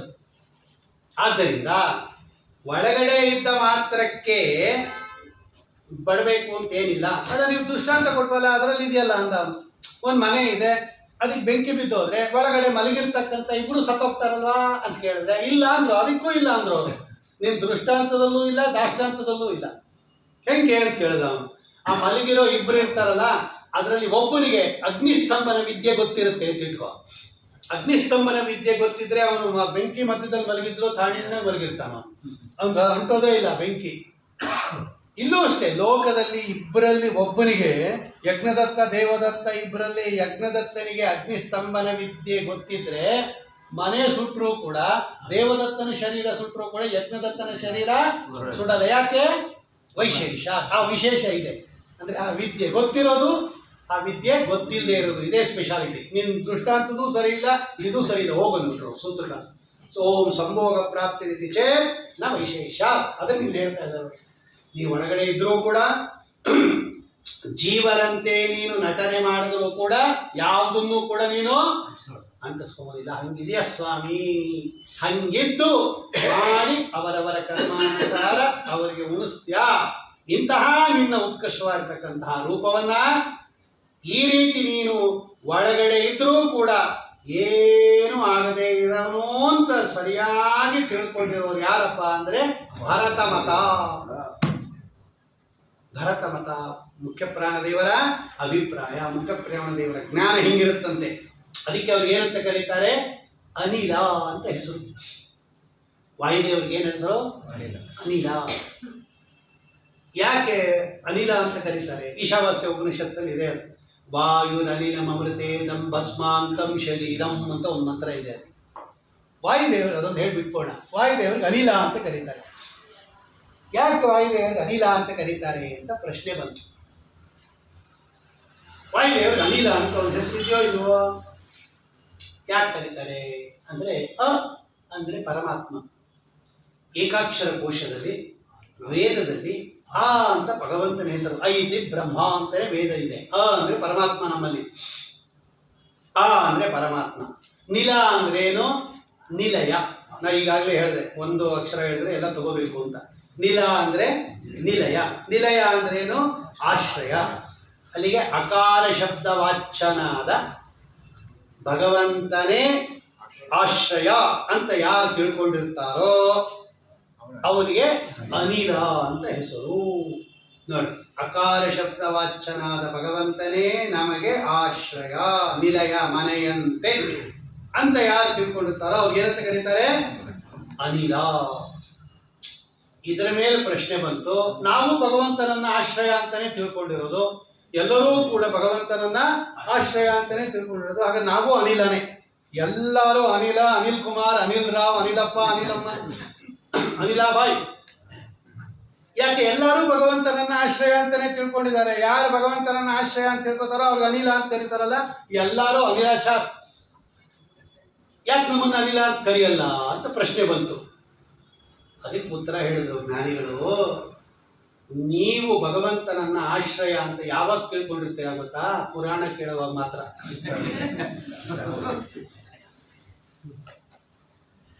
ಆಮೇಲೆ ಆಚೆ ಕಡೆ ಎದ್ದು ಬಂದಾಗ ಯಾರು ಮಾಡಿದ್ದಿದೋ ಅಂತ ಹೇಳಿದ್ರೆ ನಾನು ಅವಾಗ ಭಗವಂತ ಅಂತ ಹೇಳ್ತೀಯಾ? ಯಾರ ಮನೆ ಇದು ಅಂದ್ರೆ ಭಗವಂತನ ಮನೆ ಅಂತ ಯಾರಾದರೂ ಹೇಳ್ತಾರೇನ್ರಿ? ಈ ಮನೆ ಯಾರ್ದು ಅಂದ್ರೆ ಯಾರು ಹೇಳ್ತೀವಿ? ನಂದು ಅಂದ್ರೆ ನನ್ನ ಮನೆ ನಾನಿದ್ದೀನಿ ಅಂತ ಆಗೋಯ್ತು. ಇವಾಗ ಭಗವಂತನ ಮನೆ ಇದು, ಅವನ ಆಶ್ರಯದಲ್ಲಿ ನಾನಿದ್ದೀನಿ ಅಂತ ಇದ್ದಿದ್ರೆ ಒಪ್ಕೋತಾ ಇದ್ದೆ. ವಾಯುದೇವ್ರಿಗೆ ಹಿಂಗಲ್ಲ. ಅವ್ರಿಗೆ ಯಾವಾಗ ಕೇಳ್ರಿ ಭಗವಂತ ಆಶ್ರಯ ಅಂತಾರೆ. ಅದಕ್ಕೆ ಅವ್ರಿಗೆ ಅನಿಲ ಅಂತ ಪರ್ಮನೆಂಟ್ ಹೆಸರು. ನಾವು ಟೆಂಪರರಿ, ಯಾವಾಗಲೂ ಒಮ್ಮೆ. ಅದು ಪುರಾಣದಲ್ಲೂ ಎಲ್ಲರಿಗೂ ಬರಬೇಕು ಅಂತೇನಿಲ್ಲ. ಈ ವಿಷಯ ಬಂದಾಗ ನಮ್ಮ ಮನೆಯಲ್ಲಿ ಪುರಾಣ ಹೇಳಿಸ್ತಾ ಇದ್ದೀವಿ ಅಂತ ಎಲ್ಲರಿಗೂ ಹೇಳ್ತಾರೆ ಹೊರತು ಭಗವಂತನ ಮನೆಯಲ್ಲಿ ಭಗವಂತನ ಪುರಾಣ ಹೇಳಿಸ್ತೀವಿ ಅಂತ ಯಾರಾದ್ರೂ ಇದುವತ್ತಕ್ಕ ಹೇಳ್ಯಾರ? ಕೇಳ್ರಿ, ಯಾರಾದ್ರೂ ಹೇಳಿದಾರ? ನಮ್ಮ ಮನೆಯಲ್ಲಿ ಆಚಾರ್ಯರು ಪುರಾಣ ಹೇಳ್ತಾರೆ ಬನ್ರಿ ಅಂತ ಬರೀತಾರೆ ಹೊರತು ಭಗವಂತನ ಮನೆಯಲ್ಲಿ ಭಗವಂತನ ಪುರಾಣ ಹೇಳ್ತಾರೆ ಅಂತ ಯಾರಾದ್ರೂ ಬರ್ದಿದಾರ? ಆದ್ರೆ ಹೇಳೋದು ಮಾತ್ರ ಈಶಾವಾಸ್ಯವಿದಂ ಸರ್ವಂ. ಇಡೀ ಜಗತ್ತು ಭಗವಂತನ ಮನೆ ಅಂತ ಅರ್ಥ. ಅದಕ್ಕೆ ಇನ್ನೇನಿಲ್ಲ. ಹೇಳೋವಾಗ ಹಿಂಗೆ ಹೇಳ್ತೀವಿ, ಮಾಡೋವಾಗ ಅದಕ್ಕೆ ನಮ್ಮನ್ನು ಅನಿಲ ಅಂತ ಕರೆಯಲ್ಲ. ನಮ್ಮನ್ನು ಯಾಕೆ ಅನಿಲ ಅಂತ ಕರೆಯಲ್ಲ? ಅವ್ರನ್ನ ಯಾಕೆ ಅನಿಲ ಅಂತ ಕರೀತಾರೆ ಅಂದರೆ, ನೀವು ಯಾವ ಅವಸ್ಥೆಯಲ್ಲೂ ಕೂಡ ವಾಯುದೇವರನ್ನ ಕೇಳ್ರಿ, ಯಾರ ಅನುಗ್ರಹದಿಂದ ಹಿಂಗೆ ಮಾಡಿದ್ರಿ? ಭಗವಂತನ ಅನುಗ್ರಹದಿಂದ ಹಿಂಗೆ ಮಾಡಿದೆ, ಅವನ ಆಶ್ರಯದಲ್ಲಿ ನಾನಿದ್ದೀನಿ ಅಂತಾರೋ. ಯಾರನ್ನ ಅದಕ್ಕೆ ಭೀಮಸೇನ ದೇವ್ರನ್ನ ಕೇಳ್ರಿ, ಹನುಮಂತ ದೇವ್ರನ್ನ ಕೇಳ್ರಿ, ವಾಯುದೇವ್ರನ್ನ ಕೇಳ್ರಿ, ಮಧ್ವರಾಯರನ್ನ ಕೇಳ್ರಿ. ಒಂದು ತುರುಷ್ಕ ರಾಜ ಕೇಳ್ದ, ಕಾಫೀರ್ ಸನ್ಯಾಸಿ, ಯಾರ ಬಲದಿಂದ ನೀನು ಈ ತುಂಬಿರ್ತಕ್ಕಂತಹ ಗಂಗಾ ನದಿಯನ್ನು ದಾಟಿದಿ? ನೀನು ಹೆಂಗೆ ದಾಟಿದ್ರಿ ಸ್ವಾಮಿ ಅಂತ ಕೇಳ್ದ. ಅವನು ಏನು ಹೇಳಿದ್ರು? ಯೋಸೋ ದೇವೋ ವಿಶ್ವದೀಪ ಪ್ರದೀಪ್ತ ಕುರ್ಮಃ ಸರ್ವಂ ತತ್ಪರಾನುಗ್ರಹೇಣ. ನಾ ಮಾಡಿದೆ ಅಂತ ಹೇಳಿದ್ರ ವಾಯುದೇವರು. ನೀ ಯಾರು ಅಂತ ತಿಳ್ಕೊಂಡಿದ್ಯಾ? ನಾ ವಾಯುದೇವರು, ನಾನು ದಾಟಿದೆ ಗಂಗಾ ನದಿ ಅಂತ ಹೇಳಿಲ್ಲ. ಹೆಂಗ್ ನಾಡಿದ್ರಿ? ಅಪ್ಲವ ದೇವ ನದಿ ತರಣಂತೆ ಹಂತ ಕಥಂ ಚ ಚಿಕೀರ್ಷಸಿ ಕಿಂ ತ್ವಂ. ಹಂಗೆ ಕೇಳಿದಾಗನೇ ಹೇಳಿದ್ರು, ಯೋಸೋ ದೇವೋ ವಿಶ್ವದೀಪ ಪ್ರದೀಪ್ತ. ಸೂರ್ಯ ನೋಡಿ ಕಾಣಿಸ್ತಾ ಇದ್ದೇನಪ್ಪ? ತುರುಷ್ಕ ರಾಜ, ಸೂರ್ಯ ಕಾಣಿಸ್ತಾ ಇದ್ದಾನಲ್ಲ, ಅದರೊಳಗೆ ನಾನು ನಮ್ಮ ಸ್ವಾಮಿ, ಅದರೊಳಗೆ ನಮ್ಮ ಭಗವಂತ ಸೂರ್ಯ ಶಬ್ದವಾಚ್ಯನಾಗಿದ್ದಾನೆ. ಅವನ ಅನುಗ್ರಹದಿಂದ ನಾನು ದಾಟಿದ್ದು, ನಾನಲ್ಲ ಅಂತ ನೋಡಿ. ಇದು ನಮಗೆ ಬೇಕಾಗಿರೋದು. ಇದು ನಮಗೆ ಬೇಕಾಗಿರೋದು. ಹನುಮಂತ ದೇವರು ಕೇಳಿದ್ರು, ಯಾರ ಬಲದಿಂದ ನೀವೆಲ್ಲ ಇಷ್ಟೆಲ್ಲ ಮಾಡಿದ್ರಿ? ಯಾರ ಬಲದಿಂದ ನೀವು ಶತಯೋಜನ ವಿಸ್ತೀರ್ಣ ಸಮುದ್ರವನ್ನು ದಾಟಿ ಲಂಕಾದಾನ ಮಾಡಿ ಅಕ್ಷಯ ಕುಮಾರನನ್ನು ಕೊಂದು? ಎಲ್ಲಿ ಕೊಂದ್ರಿ? ಅಕ್ಷಯ ಕುಮಾರನನ್ನೆಲ್ಲ ಕೊಂದ್ರಲ್ಲ ನೀವು. ಯಾರಿಂದ ಕೊಂದ್ರಿ? ರಾಮಾಯ ಶಾಶ್ವತ ಸುವಿಸ್ತೃತ ಷಡ್ಗುಣಾಯ ಸರ್ವೇಶ್ವರಾಯ ಬಲವೀರ್ಯ ಮಹಾಣವಾಯ ನತ್ವಾ. ತಿರ್ಗಾ ಕಡೆಯಲ್ಲೂ ಹಂಗೆ ಇದೆ ನೋಡಿ. ರಾಮಂ ಸುರೇಶ್ವರ ಮಗಣ್ಯ ಗುಣ ವಿರಾಮಂ ಸಂಪ್ರಾಪ್ಯ ಸರ್ವ ಕಪಿ ವೀರ ವರೈ ಸಮೇತ ಚೂಡಾಮಣಿಂ ಪವನಜ ಪದಯೋರ್ನಿದಾಯ ಸರ್ವಾಂಗ ಕೈ ಪ್ರಣತಿಮಸ್ಯ ಚಕಾರ ಭಕ್ತ್ಯ ಭಕ್ತ್ಯ ಅಂದರೆ ನಾಹಂಕರ್ತ ಹರಿಕರ್ತ ಅಂದ್ರೆ ಭಕ್ತಿ ಅದು. ನೀ ಮಾಡಿಸಿದ್ದು ಹೋಗೋವಾಗಲೂ ಹಾಗೆ ಅನುಸಂಧಾನ ಮಾಡಿ ಹೋದ್ರು, ಬಂದ ಮೇಲೂ ಸ್ವಾಮಿ ಇದೆಲ್ಲ ನಾ ಮಾಡಿದ್ದಲ್ಲ ನೀನು ಮಾಡಿಸಿದ್ದು ಅಂತಾನೆ ನಮಸ್ಕಾರ ಮಾಡಿದ್ರು ಅವರು. ಅದಕ್ಕೆ ಅವ್ರು ಏನಂತ ಕರೀತಾರೆ, ಅನಿಲಾಚಾರ್ ಅಂತ ಅವ್ರನ್ನ ಕರಿಬೇಕೆ ಹೊರತು ನಮ್ಮನ್ನೆಲ್ಲ ಕರಿಬಾರದು. ಹರಿ ಓಂ ಶ್ರೀಕೃಷ್ಣ ಅರ್ಪಣಮಸ್ತು. ಕಾಯೇನ ವಾಚಾ ಮನಸೇಂದ್ರಿಯರ್ವಾ ಬುದ್ಧ್ಯಾತ್ಮನಾ ಸ್ವಭಾವಾತ್ ಕರೋಮಿ ಯದ್ಯತ್ ಸಕಲಂ ಪರಸ್ಮೈ ನಾರಾಯಣಾಯ ಸಮರ್ಪಯಾಮಿ. ಸರ್ವಂ ಶ್ರೀಕೃಷ್ಣಾರ್ಪಣಮಸ್ತು.